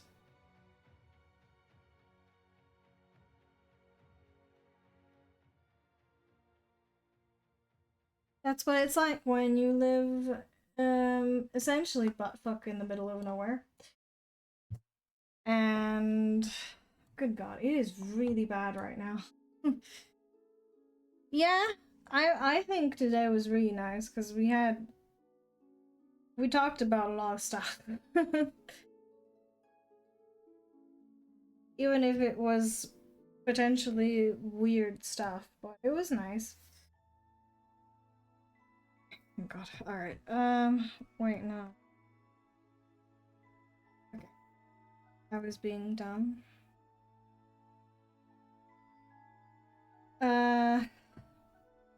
Maybe I will, because it's not looking like it's going to fix itself. And that's very annoying. I wish I could go 1 week without having internet issues. But alas, I may not. Very annoying.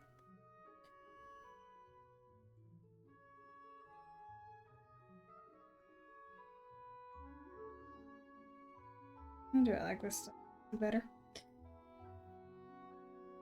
Test 42. What does that mean?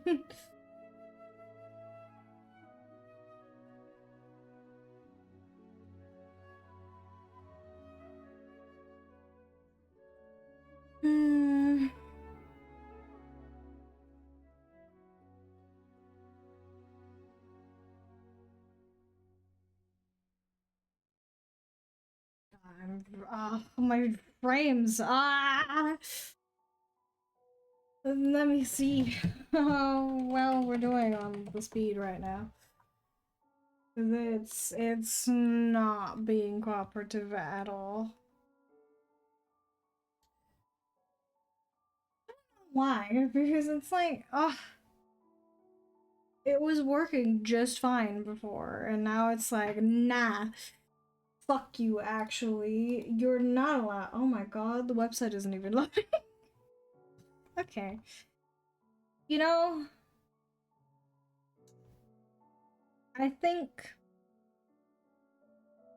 maybe we should stop here. As much as I would love to continue, I don't think that's gonna happen.